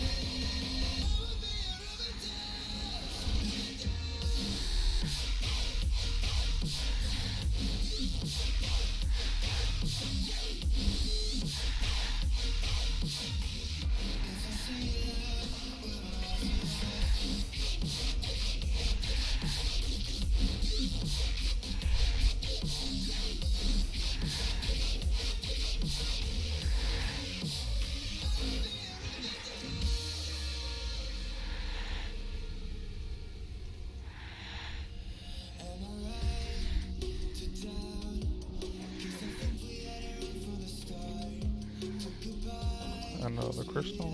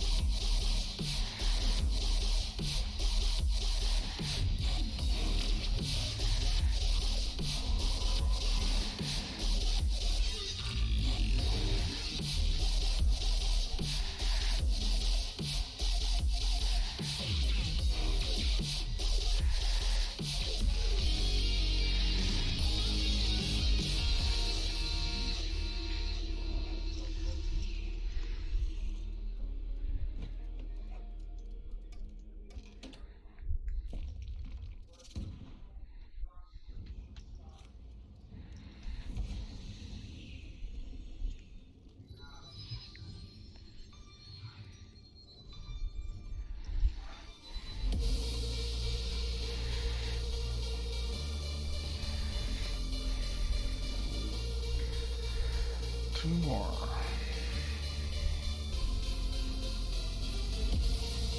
Can I get them with these overloads? So.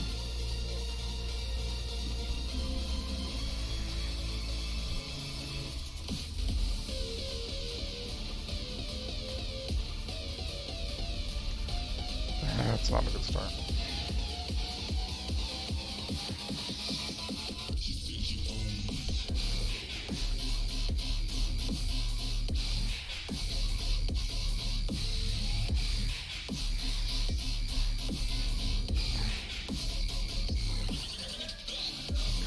Oh, come on, really?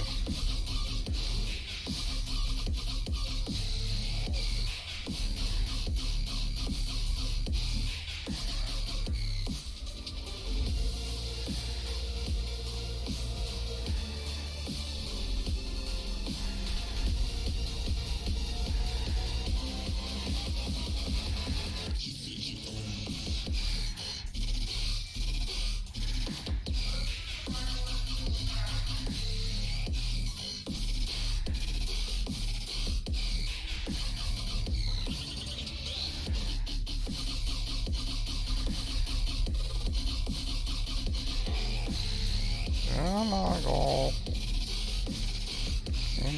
Not do that.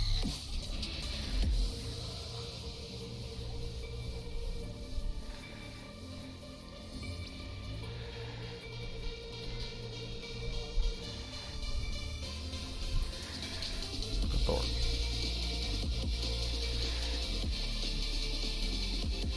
Rorschach?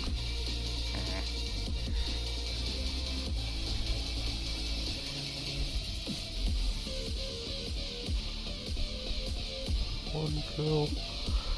About 2 minutes left.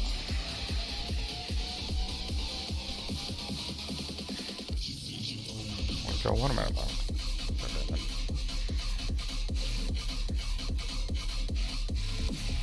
I might die because this fight ran out of overload.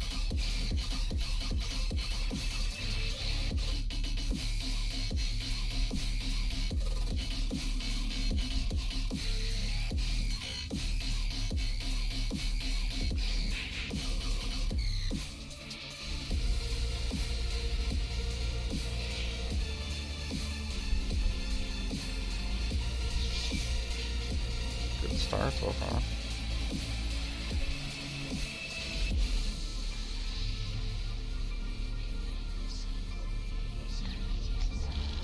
Game just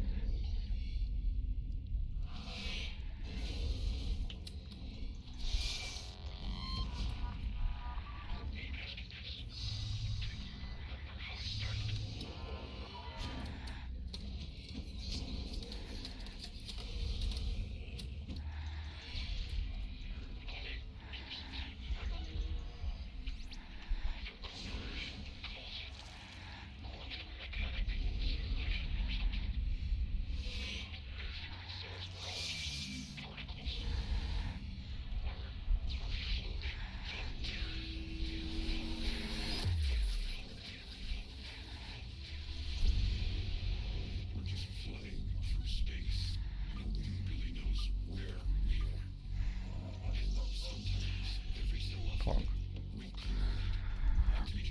Sadly no drops, but task is done.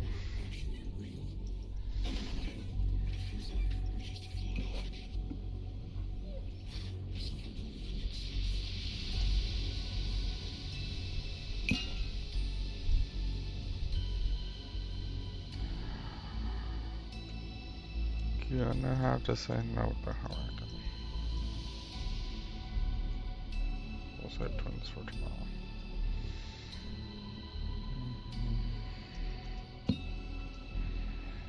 Right.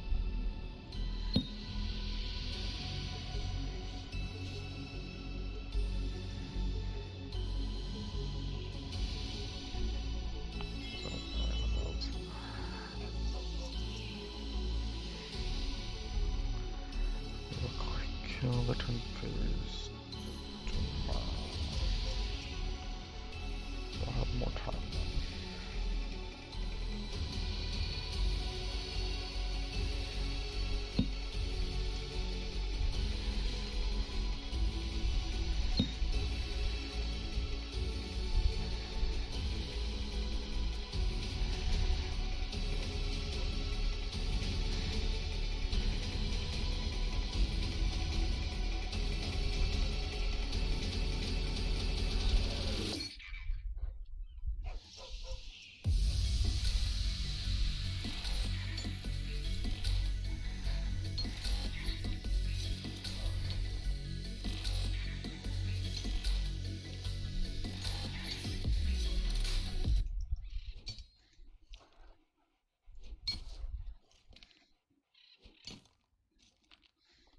Ooh. Scaramouche, the first successful prototype of the Raiden Shogun, is as complex as he is menacing. The Husk of Opulent Dreams artifact set has taught us much more about this character than we could have ever imagined. In this theory, I'm going to explain the possible reason he's gone rogue from the Fatui, as well as how it's connected to his lifelong desire for the Gnosis of the Electro Archon. I'm also going to explore how his presence in the story thus far has been connected to why no new Electro Visions have been granted for quite some time. Special thanks to Demo Show Wonder Creator for sponsoring this video, and stay tuned to the end for more information. Now, let's get into it. We learned with the release of Genshin Impact version 2.2 that the Balladeer has disappeared, and along with him he has taken the Gnosis of the Electro Archon.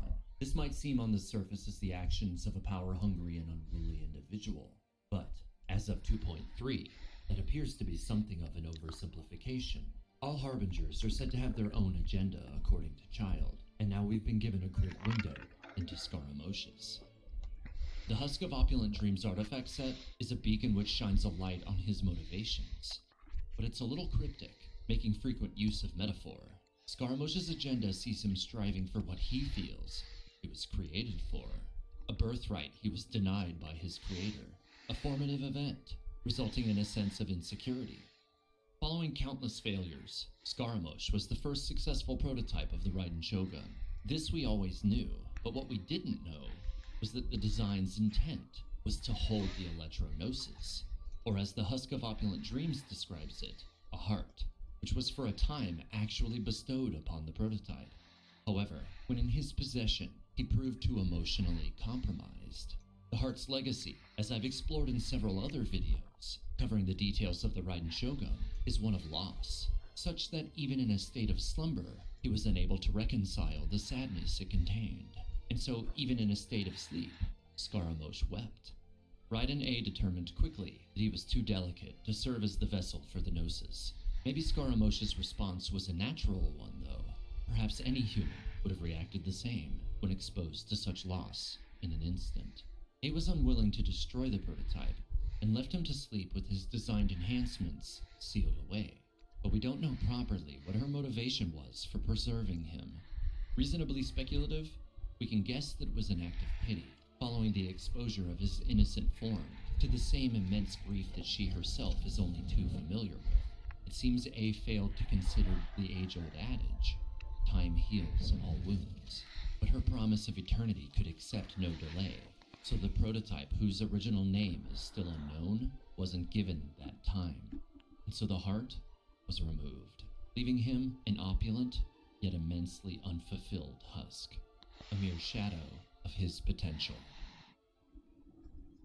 Further exploration of the new artifact set reveals that A was ultimately unable to create a puppet that could withstand the weight of the heart, and so she went on to develop a puppet that effectively renders the Gnosis obsolete instead, thus explaining the raw power of the Raiden Shogun puppet, as well as why the Gnosis was not left in the Shogun's care. We also learned from the Husk of Opulent Dreams that Scaramouche indeed wandered as a vagrant in Inazuma, just as he described himself to the Traveler upon our first meeting with him.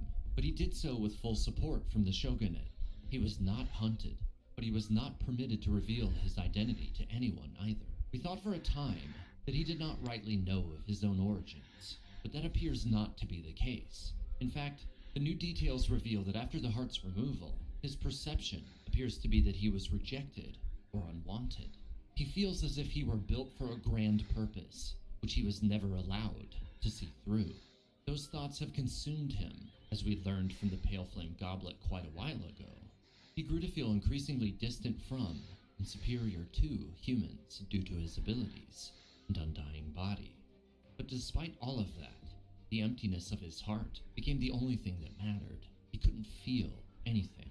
Eventually, he was found by someone described as a researcher, which is almost certainly the Harbinger Il Dottore, given his history for experimentation with machines and his own status as an enhanced human.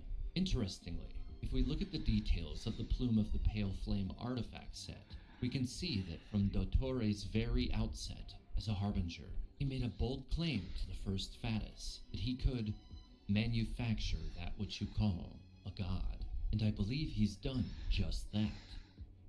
So upon the discovery of the discarded puppet of a god, Dottore had the perfect test subject. He saw within Scaramouche a burning desire to regain the heart which he was denied, and sought to fan the flames of his desire. And so here's where I believe the new details get really interesting. It's said that the puppet obtained the heart it always dreamed of. It seems easy to take this as a representation of story developments, where we learned that he was given the Gnosis by Yae Miko. But the Opulent Dream Sans goes on to explain that this heart was not what she truly desired, for it did not contain any blessings, but was instead a sacrifice, brimming with selfishness, hypocrisy, cunning, and curses, all wrapped in an amiable husk. These do not sound like the descriptors of a Gnosis that once filled his being with sadness. What they do appear congruent with is the concept of a delusion, but not just any delusion, rather a delusion built to emulate a Gnosis, potentially even one which serves as a counterpoint to the Electro-Gnosis. If we combine this with what I mentioned from the Wise Doctor's opinion, this suggests Scaramouche is something akin to the Archon of Electro-Delusion. When exactly he was given this heart is unknown, so it's impossible to precisely extrapolate if the timeline correlates with the halted arrival of new Electro-Visions throughout Tevat. But if it was built to emulate the Gnosis of the Electro-Archon in the same way that Child's Delusion was built to emulate the Electro-Element, Then what if the two gnosis repel each other, creating a force which effectively cancels out any effect the true gnosis may have on the production of new visions? And of course that assumes they do have a role to play in that process. If we consider the first time we met Scaramouche canonically, it allows us to create a potential timeline for this theory. We first encounter him in Liyue, and then again in Mondstadt, and finally at Musk Reef, the former Pylos Peak. This just shortly after the resolution of version 1.1's Liyue Archon questline, the very same patch in which we learned that the production of Electrovisions had mysteriously halted over the year prior. This would all make perfect sense if he was given the Gnosis within the year prior to this event, before presumably traveling to Inazuma to begin overseeing production of delusions. Additionally, while I don't want to dig too much into the creative process as evidence, but this also makes a lot of sense as well when you consider that the entire plot device involving the lack of Electrovisions was introduced in the very same patch as Scaramouche. Maybe it's a simple coincidence, or possibly it's indirectly a hint that these separate story threads were developed in tandem as a contained story to pay off at a later date. If all of this works out to be true, Scaramouche's false gnosis is a poor substitute. It leaves him capable of volatile emotions, yet unfulfilled all the same. The Song of Life Sands describes that if Scaramouche were to remove it, he would no longer feel anything at all, suggesting he thinks of this heart as insufficient and still desires to obtain his original heart, which of course we know he has, at last achieving his unfulfilled birthright. But to what end will this lead is where things get less clear. Let's explore what I believe to be the most likely scenarios. With the true gnosis in hand, I foresee a probability for conflict between Scaramouche and the Raiden Shogun, particularly given the foreshadowing which exists within her voice lines establishing the concept that Raiden A believes she has the ability to shut him down at will. Another instance of Chekhov's gun if I've ever seen one, but because she feels that she owes him something, she chooses not to enact her will upon him. Where this detail is likely to steer the story is hard to say, but it represents a mercy she may well live to regret. All of this raises one very important question, however. After replacing his so-called heart with the gnosis he was originally built to contain, what is to prevent him from once again being consumed by the loss and grief? After all, this is what caused A to consider the prototype too delicate to retain it in the first place. So then potentially, when we next meet the sixth of the 11 Fatui Harbingers, if he has gone through with reintegrating his lost heart, he may not even be the same anger-prone and volatile individual we met in the past. The gate of heavenly knowledge opened to him and to A and Mikoto's lifetime of hardships, war, and loss poured in once again, producing within him an unstable element, which might serve as an explanation as to why he's disappeared instead of immediately attempting to usurp the throne of Inazuma. His original purpose is fulfilled, but his lifetime of desire to face down the god which rejected him has been torn asunder by the weight of her centuries' worth of loss. And there we have it. The Balladeer has spent his life desiring a heart blessed by the gods, not knowing or not caring that its weight may bear significant impact upon his emotional stability. By reasonable comparison, it's possible that the cruel and volatile nature we've witnessed from him up until this point was brought forth by the tampering hands of Il Dottore and the gnosis of Electro-Delusion. Acting of his own volition after obtaining the true Electro-Gnosis and severing his influence by the Fatui, we could see a very different Scaramouche. A Scaramouche at war with himself. Raiden A pitied her creation when she last burdened it with the horrific memories of the Electro-Gnosis, and so perhaps, poetically, Scaramouche's own hand of defiance will be stayed by the pity he feels for Raiden A after reobtaining his heart. What do you think could become of Scaramouche now that he's reobtained the sole purpose of his creation? Do you think it's possible that the gnosis of Electro-Delusion could be used in tandem with the true Electro-Gnosis, canceling out its emotional impact, much the same as I propose that cancels the distribution of Electro-Visions? I'd love to hear your thoughts about it in the comments below. I spent most of this video discussing a seemingly evil harbinger who spent much of his life in search of a lost heart. But do you know who hasn't lost their heart? This video's sponsor, Wondershare Demo Creator. Demo Creator is an all-in-one screen recorder and video editor for Windows and Mac.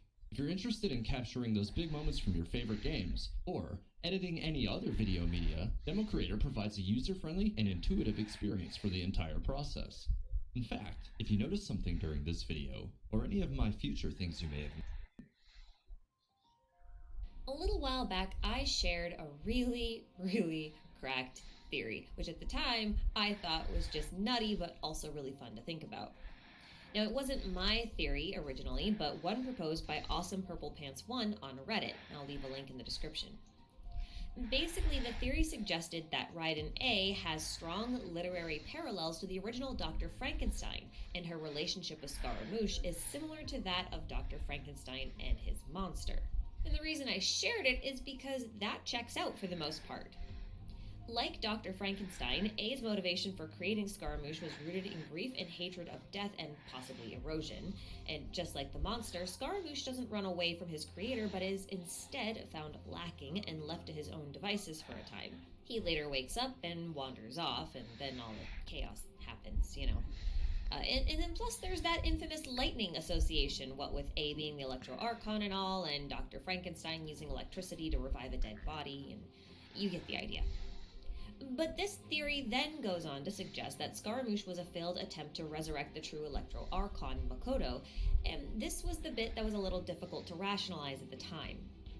For starters, recreating your sister as a young boy is a bit odd, to say the least, and I'm not quite convinced that A would have been quite so quick to dismiss his usefulness if she had been attempting to revive her sister in the first place. Or at least, if that was her primary goal. But then we got the Husk of Opulent Dreams artifact set, and now I'm not so sure. So in this video, I would like to properly look at this theory, but to do that, we first need to reconstruct the history of Scaramouche. But before we begin, a couple of notes. First off, you will probably want to watch my previous Scaramouche analysis video before this one. While that video contains more speculation than this one will, I go into a lot more depth about his design inspirations and implications in that video, which I think is particularly valuable to give context to his character.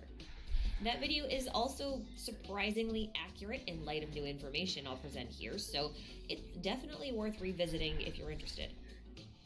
Second, this video contains some speculation and heavy theorizing, so while I will be reconstructing his history to the best of my ability, given what information we have, it will not be perfect and interpretations of some parts may vary. And finally, all of Scaramouche's lore is scattered around and his story is told really out of order. For this reason, I will be rearranging all the bits of lore we have about him into one cohesive timeline and will therefore not be referencing the sources verbally. Instead, there will be an icon in the bottom left corner of this video that will pop up to let you know exactly what I am referencing, and as always, there will be a list of links to the wiki in the description box where you can read the source material in its original format. If there are any additional insights or corrections, they will be in a pinned comment below, so make sure to check that. And yeah, still with me? Awesome. Then let's begin this video by reconstructing the history of Scaramouche. 500 years ago, an incident with the nation of Conrail led to a cataclysm that took the lives of countless gods and mortals, including the original Electro Archon, Raiden Makoto. Raiden A was devastated by the loss of her sister. We're still not quite sure what it was she witnessed during the cataclysm, but whatever it was, it filled her with an immense fear of erosion and death. Determined not to meet an unsavory end, A set out to create a series of puppets using unknown or forbidden technology. Originally, the idea was to create a synthetic human being, capable of housing the Gnosis that once belonged to her twin, perhaps thinking that this being would be able to rule in her place. Her first successful puppet was a being we've come to know it as Scaramouche, but it's unclear if the two have ever actually spoken. See, upon his creation, he was in a deep slumbering state, unable to do anything but dream. But those dreams made him shed tears, and those tears were seen by his creator to be a sign of weakness. The puppet was too emotionally or mentally fragile to house the Gnosis, or even to live the life of a common mortal. It's possible that the tears he shed in his sleep were instigated by the presence of the gnosis within him, and whatever the gnosis contained was too great a burden for a being with strong emotions. A herself is one who actively tries to suppress her emotions, so she may have been a bit biased in her decision. If the gnosis was within Scaramouche at the time, she would have removed it at this point and then left him to continue sleeping indefinitely within the Shocke Pavilion. The subsequent puppets were constructed without space for the gnosis itself. Instead, A would seal herself within the creation and meditate within her plane of euthymia in order to stave off the erosion that she was so afraid of. Since she would be replacing the gnosis's function within the puppet, she no longer had any use for it, so she sent it to the shrine at Mount Yogo to be put under the care of Yae Miko. It was only after this that Scaramouche woke within the pavilion, deeply disheartened and likely disoriented. He was like a delicate blank sheet of paper with no purpose or memories. He proceeded to wander Inazuma blindly, watching the residents of the islands and taking particular interest in the wide variety of hearts they possessed. There were good hearts, strong hearts, gentle hearts, but where was his heart? He didn't know at the time, but what he did know is that he desired a heart of his own. Scaramouche continued his aimless wandering until one day at Nazuchi Beach, he was found by a man named Katsuragi. Katsuragi was the assistant of Mikoshi Nagamasa, the inspector of the Tatarasuna furnace and the foster son of the Oni Chiyo. Katsuragi brought Scaramouche to the Tatarasuna furnace, where they spent enough time together to grow fond of each other. This was probably Scaramouche's first and only taste of what a family could be like. Nagamasa, on the other hand, appeared wary of Scaramouche, recognizing some of his adornments as markers of belonging to the Raiden Shogun herself. So he tells Scaramouche to never reveal his identity to anyone. Now, Nagamasa had an almost obsessive interest in weaponsmithing, and during the time that Scaramouche was in his company, he managed to craft a rather special blade. Both Katsuragi and Scaramouche performed a sword dance, perhaps a kenbu, together, likely to celebrate this achievement. The following events are not clear, but Katsuragi appears to have wronged Nagamasa in some way. While his colleagues seemed to believe that his actions were justified, Nagamasa did not share that opinion. He executed Katsuragi, then flung the sword he so carefully crafted back into the furnace, where another of his assistants retrieved the half-melted blade only to later die from his injuries. Scaramouche does not appear to have been present at this time, but upon discovering what had transpired, he swore revenge against all the weaponsmiths associated with Nagamasa and the Tatarasuna furnace. It was likely at this point that he renamed himself Kuni Kuzushi and burned all the regalia that would have tied him to his creator. There's another gap in this story, but from what I can gather, it appears that shortly after the events at Tatarasuna, Scaramouche happened upon one of the Fatui Harbingers. He found them amusing enough, and his skills must have impressed them, for he soon boarded a ship that I can only assume was destined for Snezhnaya.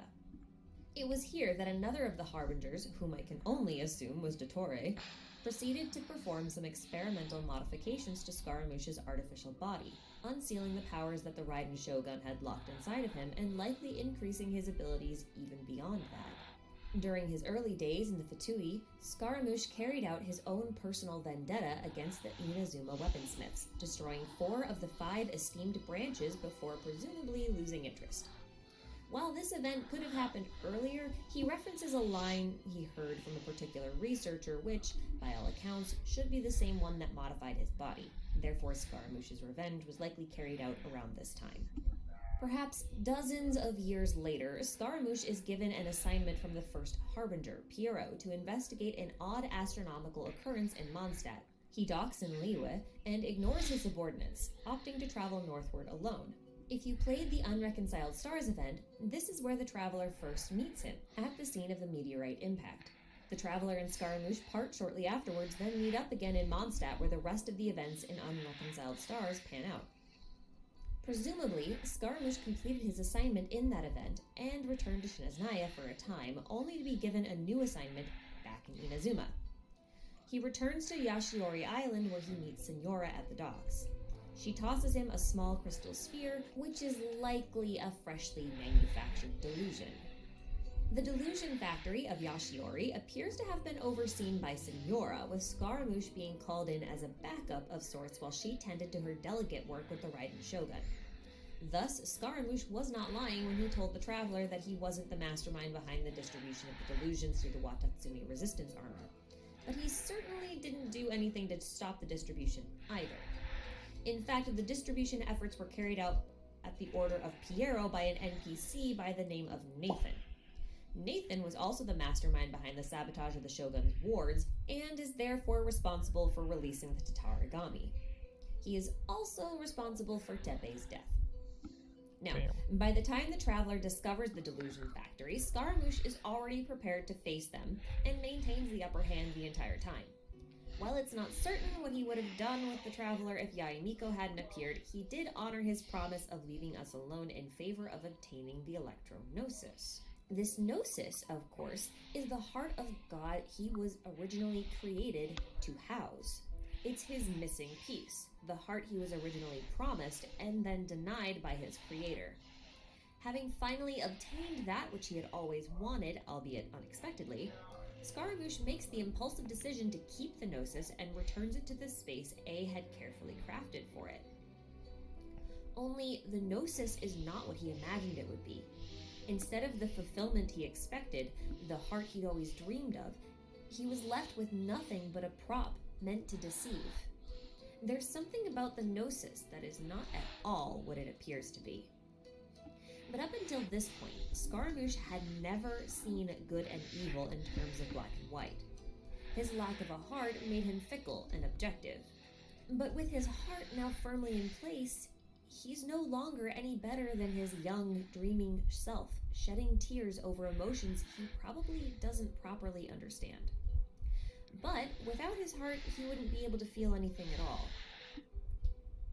And Scaramouche isn't so sure he wants to go back to that, even if his newly reclaimed heart was made from nothing but selfish hypocrisy, lies, and curses.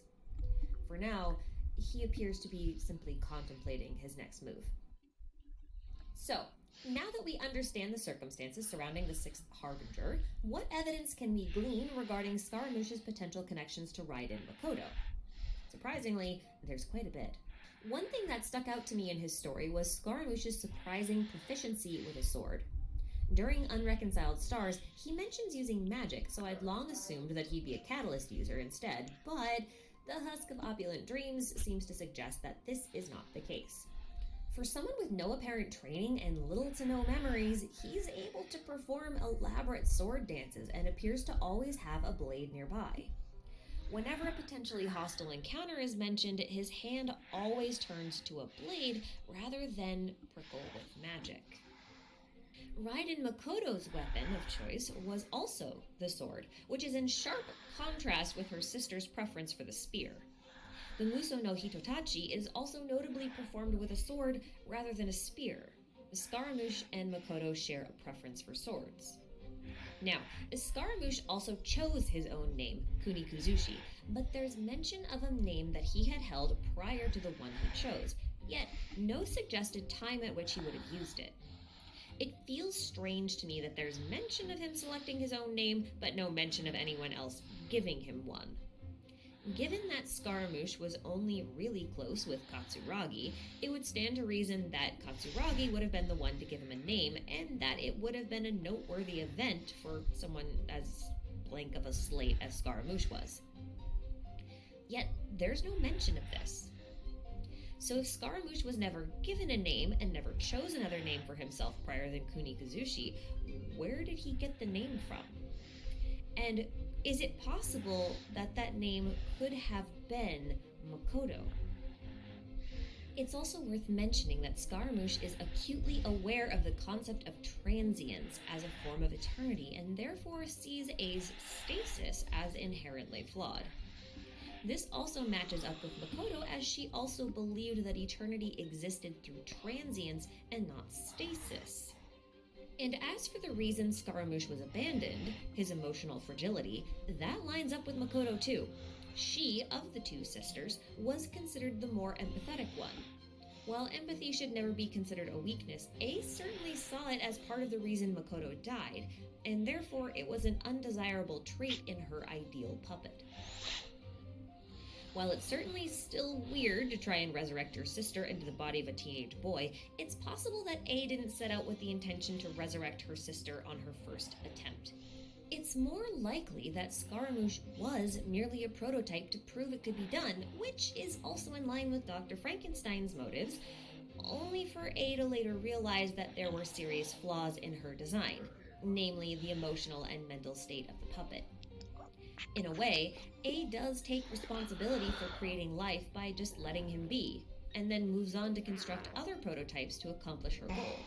Now, I suspect she had used some pieces or some memory data or something like that from Makoto in the creation of Scaramouche, and then later decided that doing so would simply cause her next puppet to meet the same end as Makoto had, and therefore abandoned the idea.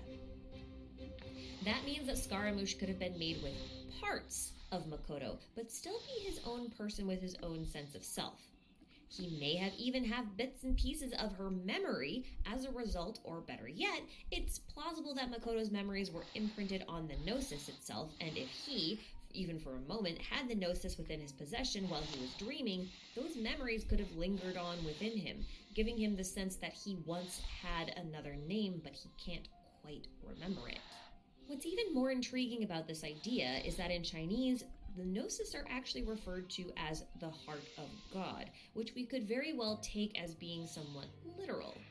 Rather than being gifted a generic Gnosis, it is possible that the original Gnosis were handcrafted for the original Archons and therefore have the properties that are unique to that Archon. Kind of like how Venti describes visions as an organ. The Gnosis would also be like a kind of organ, which is a little bit gross, but again, we're talking Dr. Frankenstein. We can be a little gross here. Now, although the Husk set also has some ominous lines about the nature of the Gnosis itself. It starts by calling it a prop for lies and deception, and then continues to claim that it held no blessings, but was instead a sacrifice brimming with selfishness, hypocrisy, cunning, and curses. Which implies that the Gnosis are not at all the magical foci that we've been led to believe, although they could still be organs. Up until this point, we've been led to believe that the Gnosis are very powerful gifts from Celestia that grant Archons great power, but in reality, they may be symbols of Celestia's deception and lies to the rest of the world. So does that mean that the Archon War was just a farce? A battle staged between all gods to decide upon 7 victors who would be gifted nothing but a hollow trophy? Would that then explain why Venti, Zhongli, and A were so lax about holding on to these so-called treasures? But if that's the case, then why does the Tsaritsa want them? I guess we'll just have to wait and see. As for Scaramouche, I think it'll be a couple of patches before we see him again. Probably not until spring of next year as we start thinking about going to Sumeru and we finally wrap up Inazuma's storyline. At which point I fully expect he will become playable. And no, I don't think his hat will be an issue. They already shrunk it down. And the no vision argument doesn't work here because the kid's got a Gnosis, okay? Just, yeah. Although, the way his story is currently set up, it is very possible that Scaramouche will not only be providing us additional insight into the nature of the Gnosis, but also into visions. I think it's quite possible that Scaramouche will receive a vision at the end of his story arc, and will be there to witness it firsthand. He's been without a heart this whole time and completely lacked any real ambition, wandering aimlessly and getting bored of his own vengeance, so what if at the end of his story arc he obtains clarity and his ambition reaches the point where a vision can be granted? It would be incredibly cool, but I have to point out one teeny tiny little thing, which is Scaramouche might not end up being an Electro unit, but a Geo one. I don't have a whole lot of basis for this claim, apart from the fact that his story is told on an artifact set meant for Geo units. And so far, every artifact set has matched the element or scaling of the character it references. For example, Thundering Fury for the Thunderbird, the Crimson Witch of Flames for Signora, the Millilith and the Archaic Petra for Zhongli, etc., etc. And so, by this logic, Scaramouche would be Geo. Which is also hilarious when you think about it, because by Pokemon logic, ground beats electric. And it also means that A and Makoto are kind of like live wires within an electrical outlet, while Scaramouche is the ground wire. And it also kind of means that a lot of the artificial beings we're going to be seeing are probably going to be geo-based. I'm looking at Albedo when I say that. Anyway, in summary, Raiden A and Scaramouche do seem to have significant parallels to Dr. Frankenstein and his monster. There's a strong possibility that Scaramouche possesses some residuals of Raiden Makoto since they share several preferences and characteristics, which is, gonna make any future confrontations between A and Scaramouche incredibly interesting. But what do you guys think about all this? Is it possible that Scaramouche is created with parts of Makoto? Or are we just grasping at straws and everything's just a coincidence? Let me know down in the comments. And until next time, I'll see you guys later.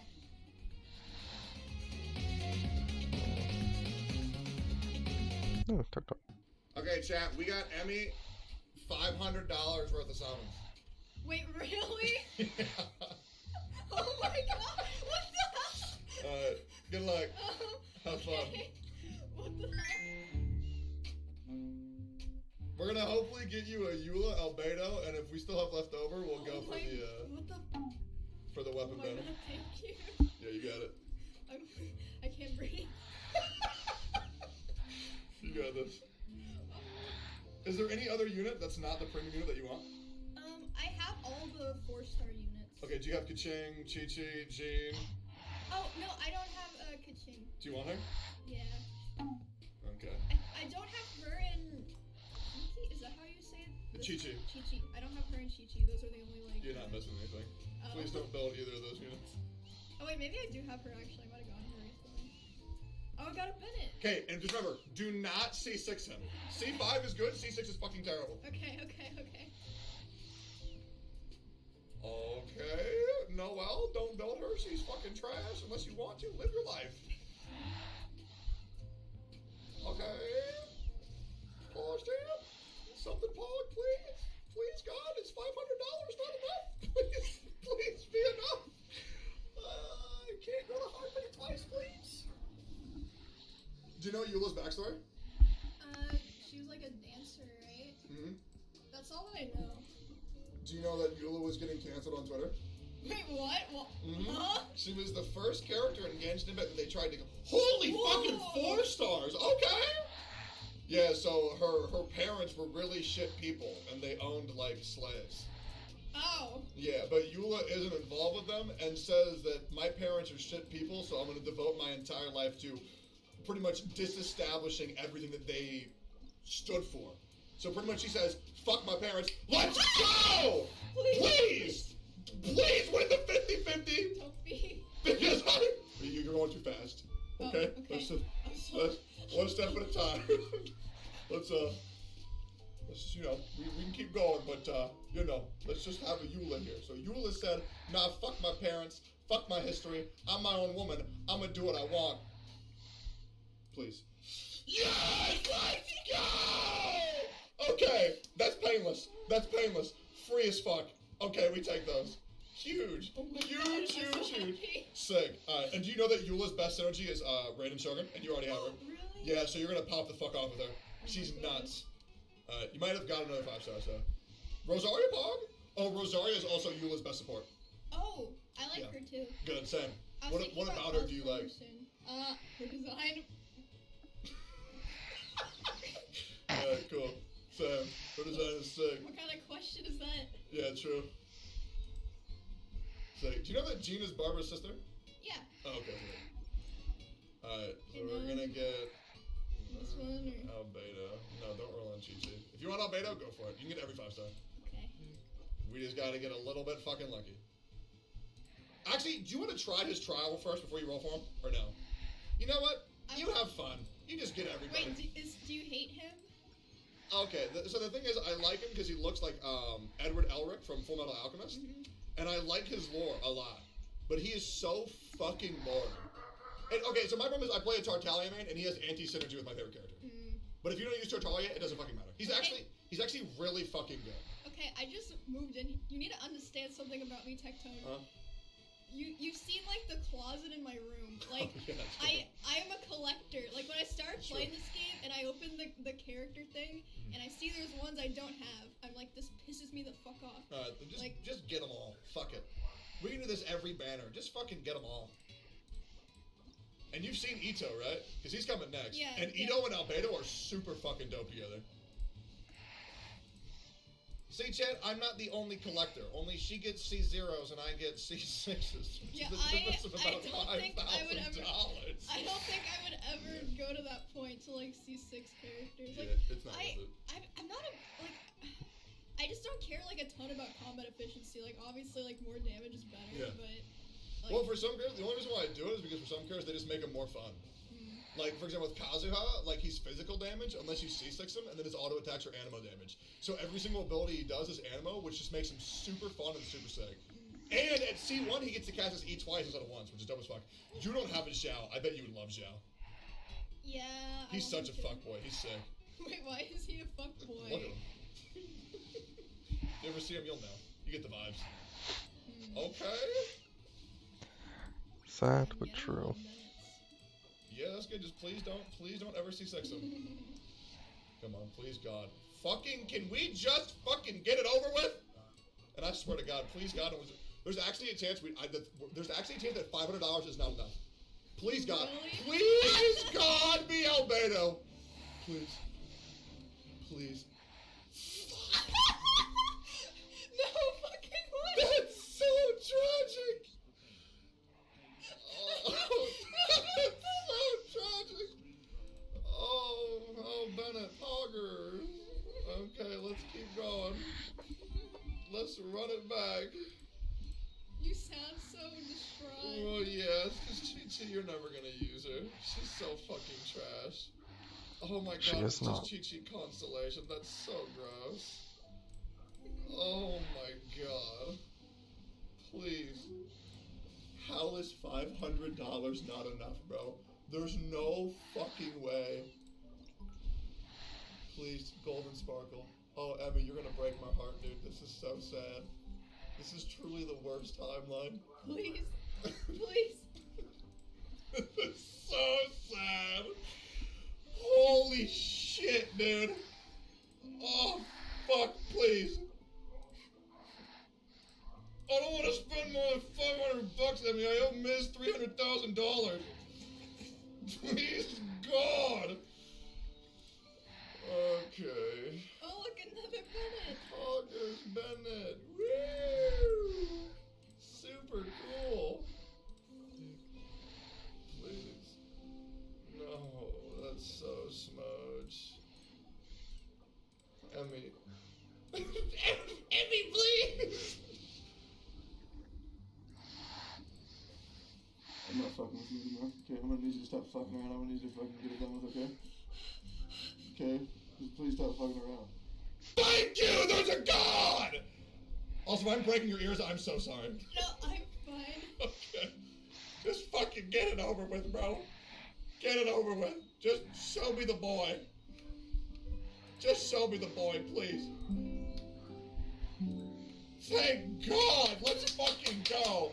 Cool. You get to see how cool this character is now. This is what you made me waste $500 for, dude. Fuck. You're gonna... Okay. Have fun. Where is it? And chat, you're gonna have to sit through this. Enjoy. Most boring fucking character on planet Earth. First of all, press E. Stand on it. Whoa! No! That's not a word! Wait, but why? This doesn't make he's not even ranged. And so you can swap to another character, or you can jump off and plunge down. Or you can use it for all of your adventure activities. Hoggers, dude. Epic. Watch this. Dang! Watch this. Dang! Watch this. Dang! Ugh. Sheesh! Okay. Oh. Now, if you were to use that ability inside the E, it has another bonus effect. Oh. Yes, if you get your all back up. Also, I highly recommend dropping an E and swapping to Zhang Ling and just pressing Q. Dude, isn't that elevator just the best thing ever? Isn't it so good? Because now all of your abilities miss. What a great ability, man. What a good ability. Poggers! Watch this! Hey, but he's cool. True, he's sick. He looks like Link. True. Epic gamer. Let's fucking go. $500 down the fucking drain. Let's go. Do you want to roll on the weapon banner or do you want to save it for future banners? Oh god, I've never rolled on a weapon banner. Okay, if I got the weapon, what character would I put it on? Like Eula? The weapon is Eula's best in slot weapon. There's no better weapon for Eula. The big one. The small one is best in slot for Kazuha. This one? Yeah, that one. Okay. Sure, why not? I've never rolled on a weapon. Wait, is this gonna set me down an even worse path? It will, 100%. Yeah, because when I started playing Genshin, I was like, I'm never gonna spend money on this. And then one time, I pretty much never drink, but I was with like a bunch of friends and like I got a little bit tipsy and I had my iPad and I was like, oh my god, Genshin Impact. Genshin Impact. And I spent like $300 and it was just doomed after that. When, what's up, Rich? Hi, Rich. What's up, baby? Dude, so the thing about weapon banners is when the game first came out, there was no pity system. But after I lost 37 50-50s in a row, people thanked me because after that video, Mihoyo put in the pity system for the weapon banner. Yep, so people consider me the voice of the voiceless, the savior of Genshin Impact. Yo, chat, true or am I fucking capping? Y'all remember Staffahoma? Let's fucking go. Wait, I'm broke. Damn. Alright. I got you. Wait, no, it's fine. We'll do a little bit more, so that way you can get your first 5-star weapon off the weapon banner. Good luck. I ain't giving you no more money, Emmy. Alright? So you better fucking get this. How much more did you put on the I put an extra $200 fucking dollars. Oh my god! So, Mihoyo, you don't want your game to be exposed right now. You better fucking cough up this fucking weapon. This is the one for sure. Is it? This is the one. Fuck! Dude, the dynamic between streamer and community for this fucking game is so bad. Because, like, literally, your chat will just beg you to fucking be on the screen all fucking day. It is such a bad relationship. It makes stopping summoning so fucking... Oh, Nick Long Constellation, poggers. It makes it so hard. Also, what'd you think of the story quest for Inazuma? I liked it. I liked Inazuma because there's like 10 million fucking recipes. That's what I fucking like too, but I was told the main story quest sucked dick. I thought it was fucking pog. Oh, yeah, I thought it was fine. Like when A fucking kills you the moment you fucking step out of the fucking zone, and like her face zooms and her sword's fucking huge. And also Paimon almost said, please God! Please. Ooh. That's really good! But that's not the right one, is it? It's not the right one for Eula, but it is the right one for Kazuha. That weapon is super fucking good. That's way better than any off-banner something you could get. That's still sick. Chat, shut the fuck up with your copiums. God, y'all are such fucking pussies, dude. Jesus Christ. Alright, keep going. I mean, you got this. We're still going? Yeah, you got this. Oh, you only have 3 temples left. Let's go! Please. Please be broken pines.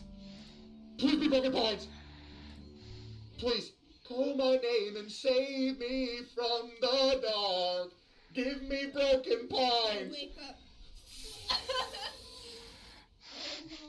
I do. That's still good. That's still great. That's epic. Well, when you get a Kazuha, he's gonna be fucking nuts.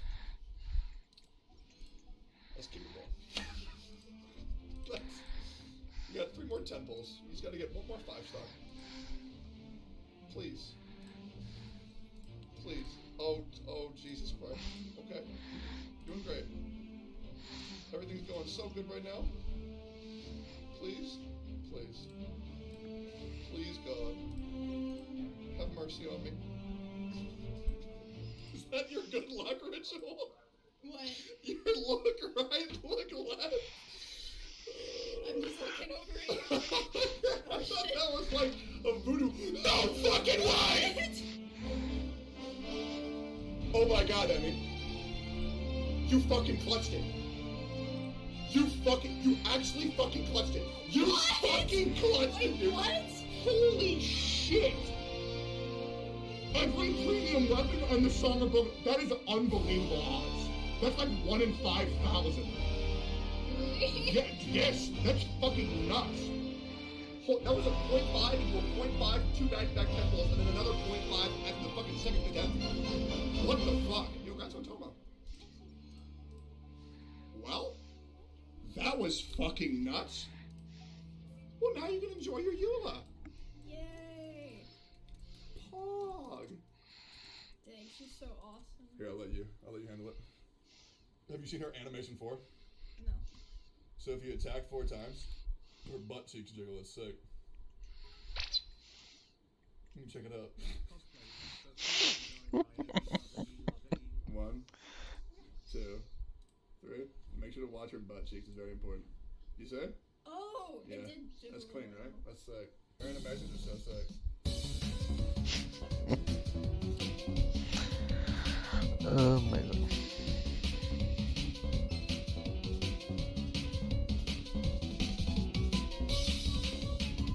Right.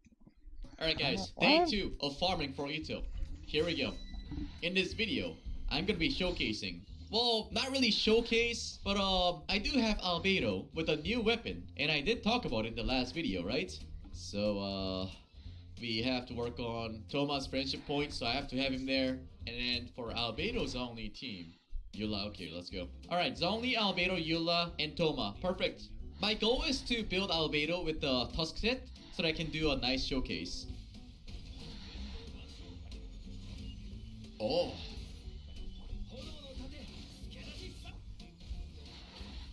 Alright, there's gonna be a Q. Oh.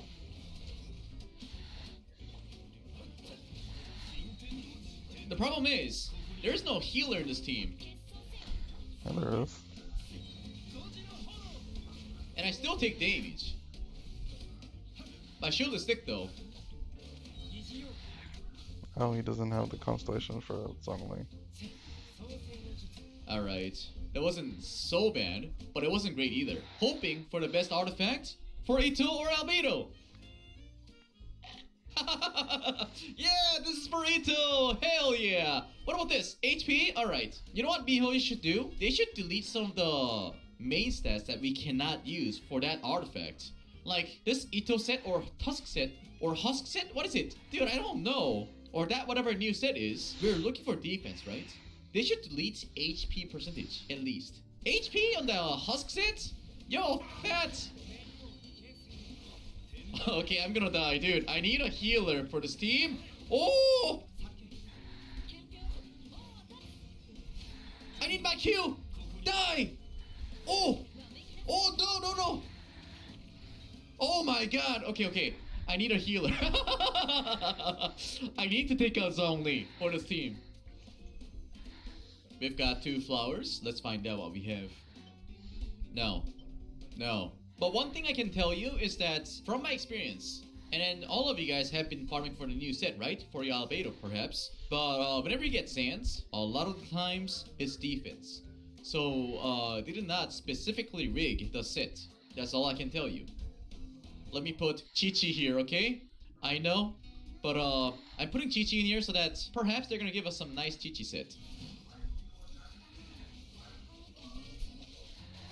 Wasn't my Q supposed to heal my characters? No? Nope. The switch to them. Oh. Gina's the one that does that.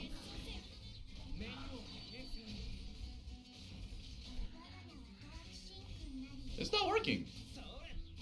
Maybe I don't know Chi-Chi so much. Oh, dude, I think Chi-Chi might be a lot better with the new healing set. And then people will be coping again. They're like, yo, Chi-Chi is actually good now. Alright, that's like 2 minutes. Holy shit. Chi-Chi set, please. I don't even want Ito set anymore. Just give me something that I can use. permanently. And thank you.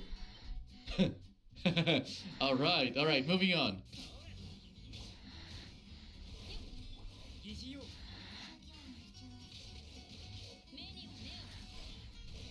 Yes! Oh, I like that explosion. Oh, 11k damage, Pog. Okay, this is gonna be good. Okay, what is this gonna be? We've got a sand for the clam set. I'm hoping for attack percentage. Or I can also take HP percentage. So there's a very low chance that this is gonna be useless. Oh, there we go. We've got a fucking defense. Why did I forget about that? And oh, Pog. We've got a critical damage and defense flower. Ito healing set. Shut up, chat. I mean, if you think about Ito off piece, I fucking have one already. Albedo has that. You know? Albedo has that shit.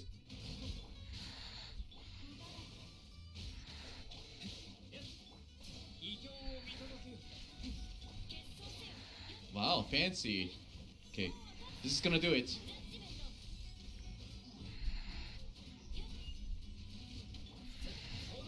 Nice! Eula carry. Alright, please. Alright, I'm hoping for critical rate here. And this can't be critical rate or critical damage because we already got one, right? We have HP and energy charge. This can go to Kokomi. This is actually good. And they added this! Holy shit! Yo, shout out to MiHoYo that they actually listened to me. We weren't able to lock an artifact, but they actually added this.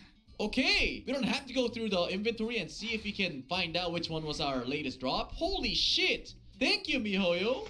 You know, sometimes MiHoYo makes us feel like they don't listen to us or don't give a shit. And then all of a sudden they do something small and we're just like, wow, thank you. Take my money! Take my money! Oh, this is a Pokemon card divider, by the way. Alright, here we go.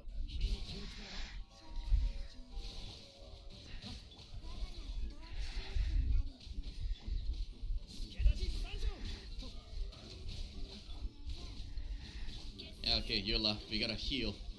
Oh my god, 4k healing. 7k healing. We see the true potential of a Chi-Chi now because we have a full HP build Toma. Nice!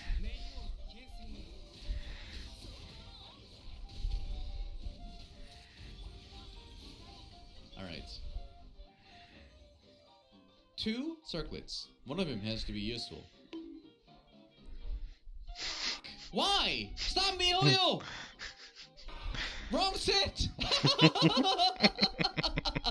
Already have one for Chi-Chi! Damn! Okay. Always need more. Okay, mark them all. Wait. I need the healing. Okay, I think I found something. Well, you probably wouldn't know.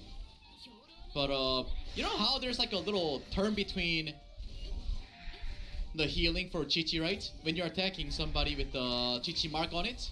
So if you just rotate your characters, like literally there's no delay. The term between the healing is about 2 seconds.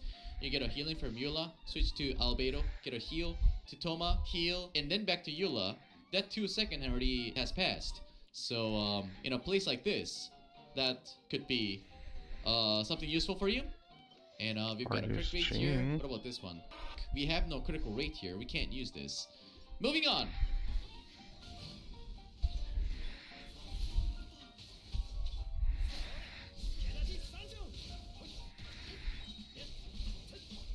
Okay, it's working out great.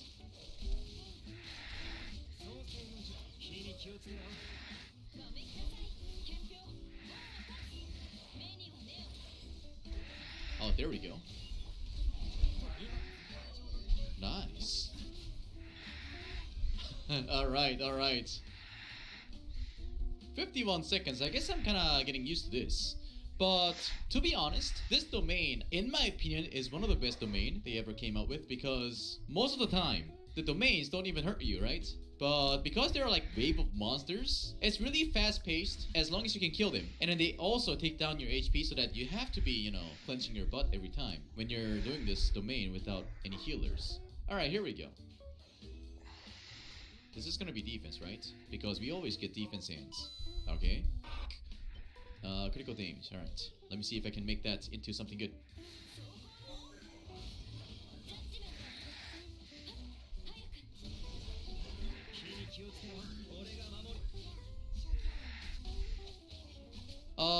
Mark Motek. Oh, there we go.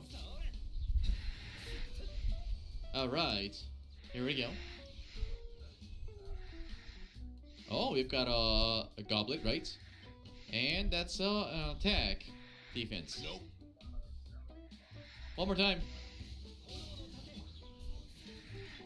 I believe that one day I'll get rewarded with a very nice artifact. I'm looking at those like people's tweets and then they get all these good stuff. Nice. Power of C6 Eula. Alright. This better be good for my Ito or Albedo. Damn. An emo damage bonus. Seems like today is just gonna be a healer's day.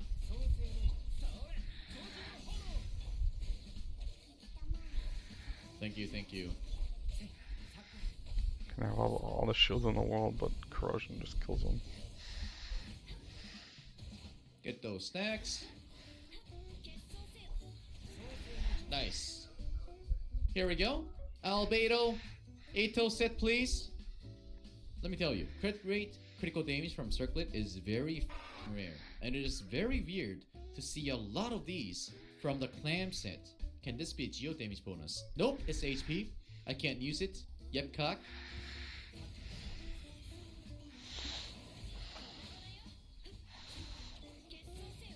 To be honest, this is interesting. Consistent albedo damage, right? Non-crit, which is fine. Okay, there's the mark is gone. That's why I wasn't healing. I was like, Toma, what the hell is going on? Ito, albedo. It's rigged. I can tell you for sure. It is rigged. Let me know in the comment section if you think this domain is rigged. I know that, you know, renting is bad, but from the drop rates I've been getting from the Clam set, I've been getting a lot of crit rate and critical damage. If you didn't get those, still let me know in the comment section if you got them a lot, so we can kind of see all those comments and then kind of figure out if they have been rigging some artifact set, you know? Let's move on to the last round of farming. I'm definitely not happy with them rigging anything when it comes to drops of artifacts, because I know how hard you guys farm for these. Because for F2Ps or small spenders, you're sacrificing your 100% growth on your character, right? Instead of going for talent materials, you're thinking maybe today we're gonna get something good, but it's not the case. But how would you feel to know that they were rigged to start with? Like, what if the odds of you getting anything good was not the case? Oh, oh, it didn't do any damage. Okay, guys, we gotta borrow Chi-Chi's C6 power. Let me tell you why Chi-Chi is better than Kakomi. She revives. Got C6. See? Eula's back to life. Holy shit. It's kind of embarrassing to tell you, but Chi-Chi was actually carrying my ass long time ago in very old floor 12. Alright, we've got the goblet and feather. I don't need feather. Okay. That's finally defense, but no crit rolls. Alright, let's go ahead and upgrade all these artifacts. Okay, let me try to get critical rate first. I know it's gonna go to shit. Yeah. As I have told you. Crit rate, perhaps? Oh, okay. 2 bonus attributes, 2 in crits. No. Okay. Alright, MiHoYo. I get it. I get it. Okay. Me all you want. My butthole's open. Energy recharge. Okay, I'll give it a shot. Can I get everything into crit rates? No, that is HP and energy charge. I can't use this anymore. Alright, so we have this. It might look like shit, but because we have Kokomi in the game, this could possibly be one of the best piece she can ever use. Okay, so all we gotta do is avoid this shit right here. Well, preferably avoid this one as well. Well, I gotta stop at 18, but here we go. That's 1 HP, 2 flat HP, and 1 critical damage. Whether if I get critical damage or not, I'm gonna be using this anyways. Wow! Flat HP. Damn. So let's see if I can get critical damage here. So I can just unlock this and use it as a folder, you know? This can't be critical damage, okay? The last substats can't be critical damage. If it is, I'll be a little pissed. Okay, good. That's fine. That's good. Alright, here we go. How many crit roll am I gonna get here? We're getting 3 bonus attributes. None! Yeah, fuck you, chat. Okay, moving on to this one. Kokomi peace, pog you.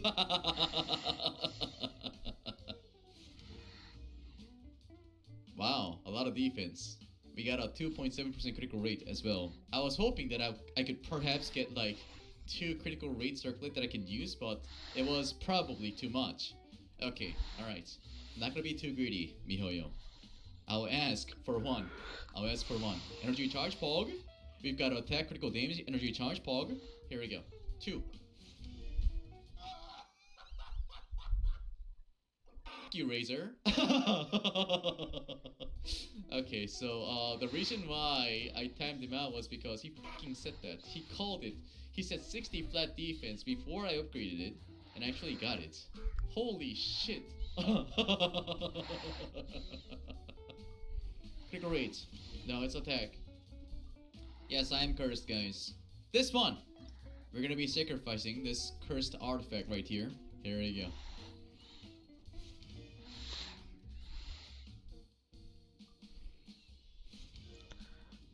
Just because it's opulent Pog, style? actually useful. Can I get critical damage at the end? That would be perfect. What?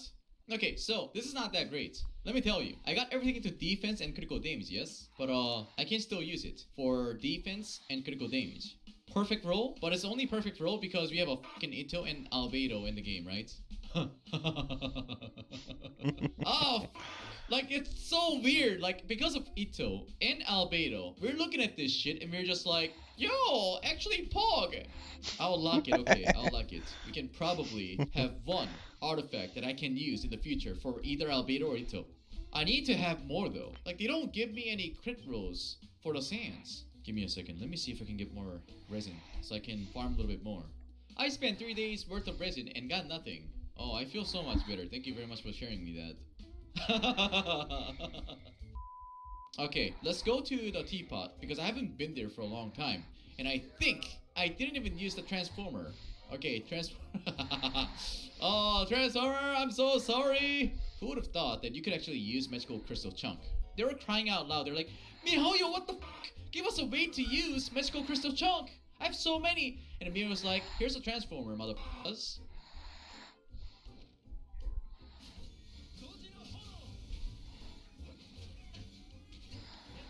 Oh, Thomas Shield Pog. And what the fuck is this drop?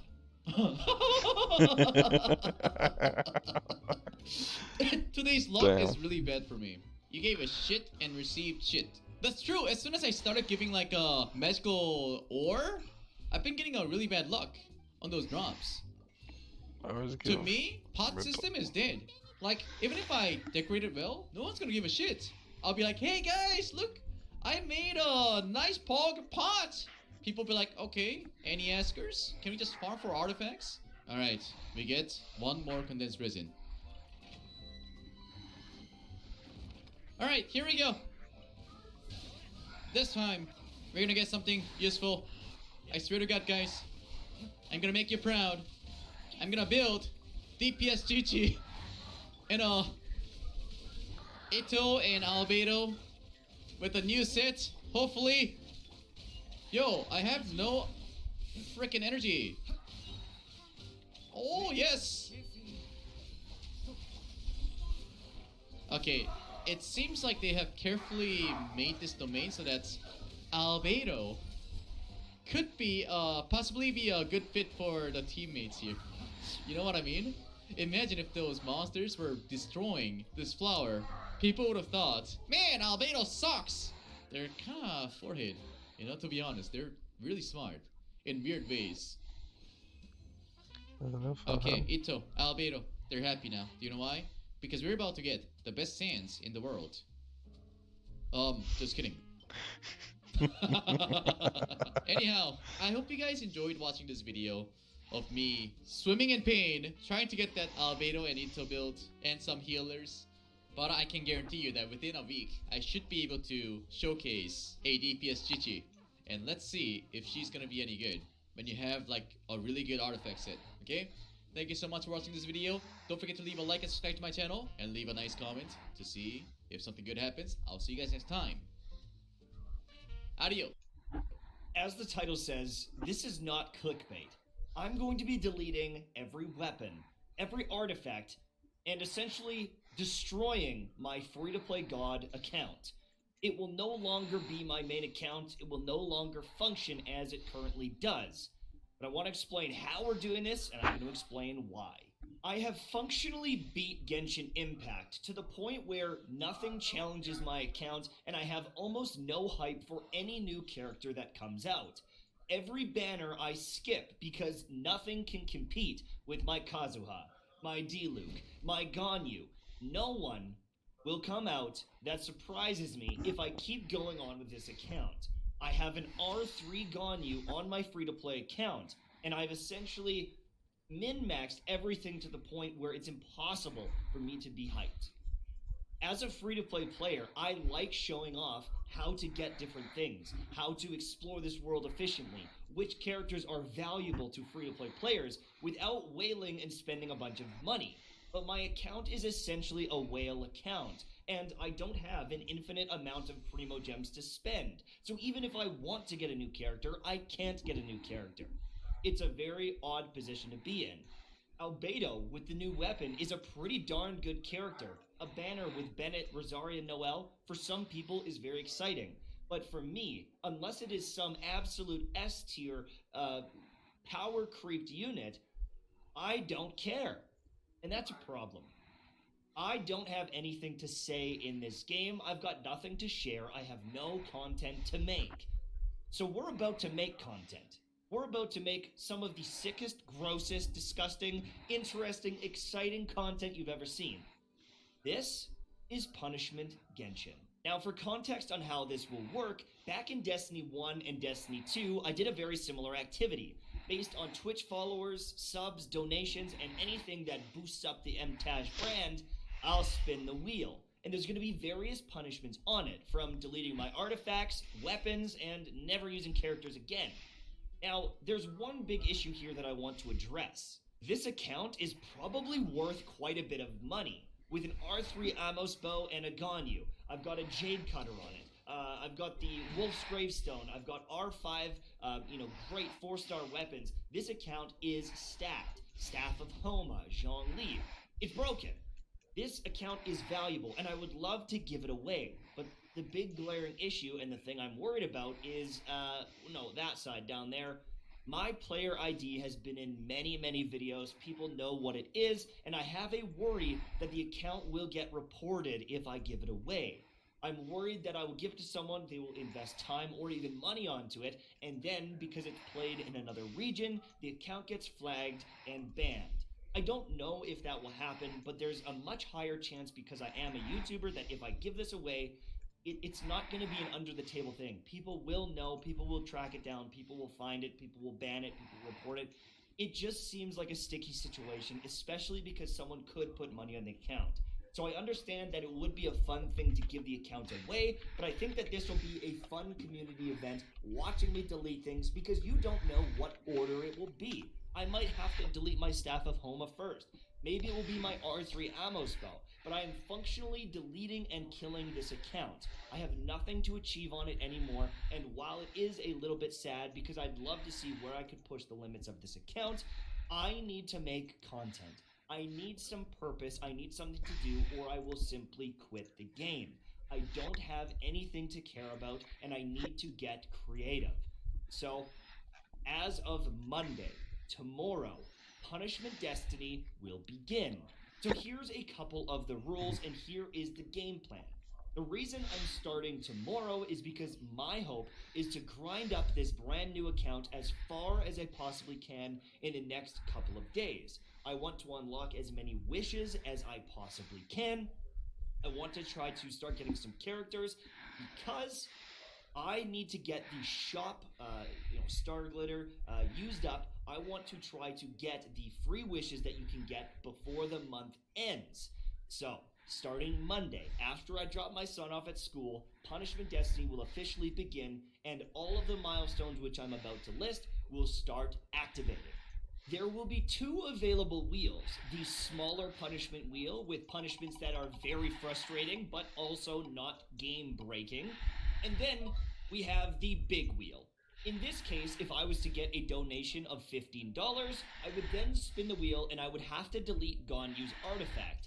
This wheel will have a bunch of options, some very bad, some not as bad. Things like delete artifact of your choice, allowing me to delete artifacts which might even suck, but give me some breathing room going forward. Other ones will be very big, game-changing options, like deleting my Ganyu Circlet, deleting Diluc's Feather, deleting my best Elemental Goblet, so on and so forth. There's going to be a bunch of them, even deleting 4-star weapons and things that would really impact and hurt the account. I can't just delete a bell every time I want to. Sometimes it's going to be a specific item like my R4 Stringless on Venti.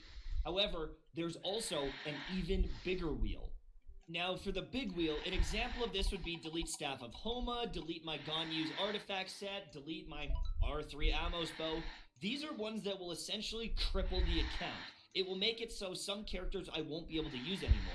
Example, delete every single artifact on Diluc. I would need to refarm his entire Crimson set to make him usable again if I wanted to use him. So these are very scary, very punishing things. But these are based on total milestones. These are the big poobahs. Now, some of them are based on financial things. If I'm deleting all my stuff, obviously I want to maybe get some, Twitch subs and donations. It's a fun thing that people can contribute to.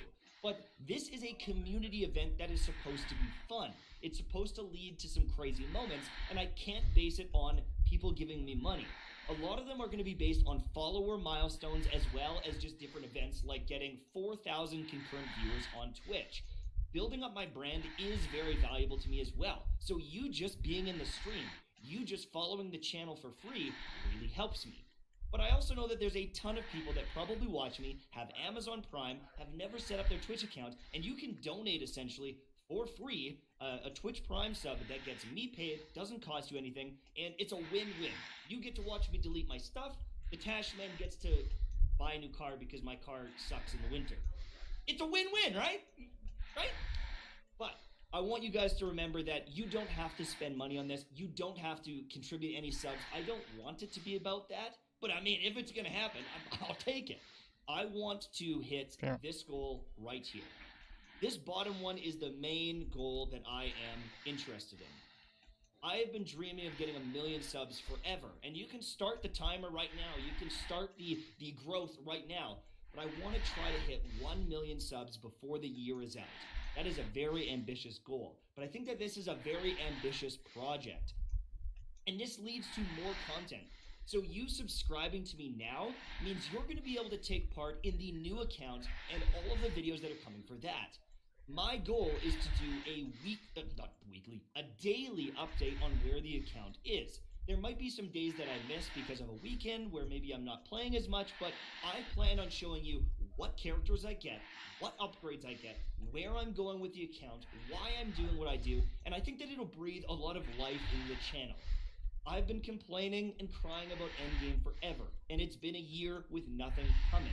I think there's still a lot of people that are learning this game, new to this game, loving this game, and I want to be there with you, sharing my journey and explaining why I do what I do, so that hopefully I can help you and improve your account. I feel like I bring no value to the community other than a hot take here and there, and I want to bring value again. I want to entertain you. I want to create this fun new project together, and this is going to be our new account.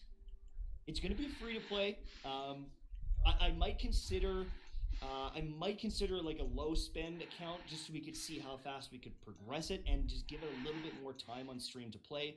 Maybe like a Welcome Moon Battle Pass, but even then, it feels like I'll have so many resources that I'm just not sure I want to do that yet. So that is something we need to discuss, and it's something that we can adapt to as the days go on. But I like the idea of free to play because it's just I don't want to spend a bunch of money on this game. And I don't like paying my way to success. I like to earn everything I do, and I think there's a lot of free Primo Gems you can get. But at the same time, I want to entertain you and be able to farm artifacts and farm upgrades and actually play the game. So that is a tough thing that I need to think about or make a decision on, and we'll go from there. We'll cross that bridge when we get there. But that's pretty much it. Punishment Destiny is going to start now. Tomorrow, Monday, November 29th, we're going to do our first stream of Punishment Destiny, and I will shortly after post a video. We will be playing on the new account. We'll grind it up. Whenever we hit these big milestones, we'll switch over to the main account. We'll delete all the stuff that we have to do and continue on like that all day. The game plan is on Wednesday. We're going to do a big, almost marathon-style stream. We're going to probably do like a 12-hour kind of marathon stream. Typically, I don't stream that long because I've got like family stuff I got to do. But my goal is to try to have like a big stream on Wednesday. But I also have a podcast that I have to do, so that kind of cuts into it. That might be a little tough. But yeah, that's the game plan. So, follow the channel if you haven't already. Get the YouTube subs flowing. Get the Twitch follows flowing. I'm going to start tracking it. I've written everything down already. And tonight, I'm going to be building out these wheels so that they are full. They have a lot of fun and exciting things to do. Some of them might even be things like do 20 squats with 40 pounds on each arm, or do 25 push-ups, no breaks, stuff like that, just to like spice it up and make sure I don't delete everything in 1 second. It's still a punishment. Maybe I can't use my chair and I have to do a sitting squat for 5 minutes or something like that. I think we're going to have a lot of fun with this, and I hope that you enjoy. I am excited for this. I feel like this is a rebirth of the channel. It is something to be hyped about. I want to play the game again. I want to care about my game again and bring you something exciting. And, I never thought that I would do Punishment Genshin. It's been a long time. It's been like 2 years since I did it, back in Destiny. And I was thinking to myself, why not? Why not? It's terrifying, exciting, fun to watch. And then we can start fresh. Moving forward, there are new regions that are coming. And if I build up all my Primo Gems, I can get these new characters. I can try them out. I can build them. I can tell you, do they seem worth it? Do they seem strong? I can get their artifact sets. I can commit resources to them and stop being stuck in, I have Ganyu, I won't change. I have Zhongli, I won't change. Because that's how I feel right now. Could I get some of these characters in the future? I think so. I think we could get some in the future. Maybe get Zhongli for those shields. But most likely, I'm going to stick to characters that are completely different. Anyways, I've ranted, I've raved, I've talked. I got to shut up now. So this is going to be the basic list I'll start with. I decided to add some Instagram and Twitch goals as well because, if you want to follow me other places, I might as well reward you for it. So, again, every 15,000 followers on Twitch, we're starting at 322,000. Every 25,000 subscribers on YouTube, 859,000, let's say 860,000. When we get Twitch followers, when we get YouTube subs, Twitter followers at 150K and 200, Instagram followers at 50K and 75K, and the big is the 1 million. Share it on Reddit. Tell your friends. Tell your buddies. Tell your Discord. Just get everyone to follow. Watch the punishment happen. All right? This is a monumental moment. You might hate me. Perfect. Make me lose all my shit. Make me pain. All right? Maybe you love me. It's still going to be fun. You're going to get the old Tashman reactions. It's a win-win situation. Whether you love me or you hate me, we're going to have a blast. Let's go. Well, I think we're going to end it here for today. It's getting close to midnight, and I have to work tomorrow. So let's find someone Read.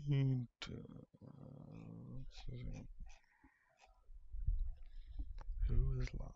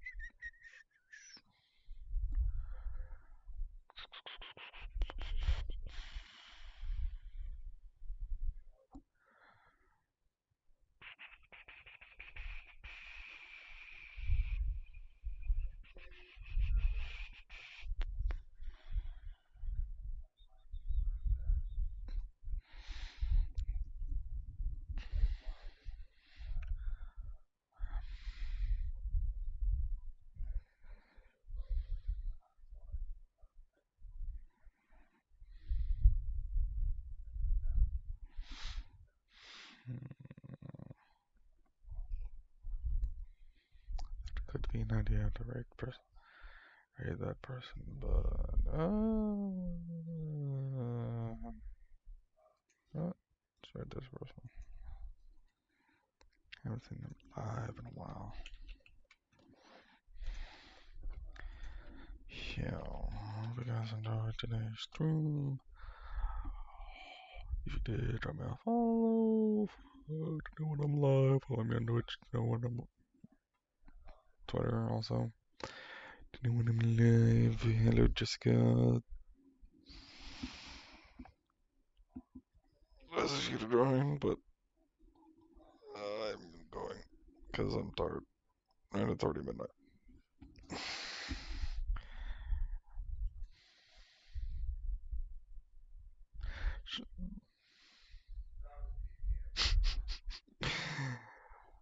Okay.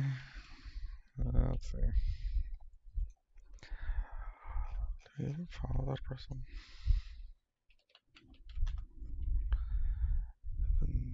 Something. Did I even spell that?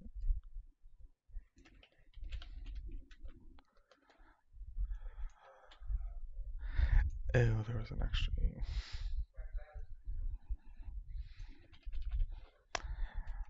Sure, why not? So, see you guys. Oh my god, copy paste is being annoying. Otherwise, there we go. There. And I will see you guys tomorrow. Usually live between 7 and 8 p.m. That would be an interesting and read message, but I'll think of something at some point.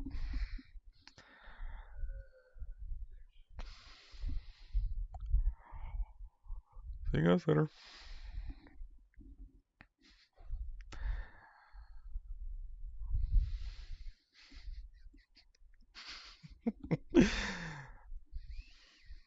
I'll think of something silly at some point. Later.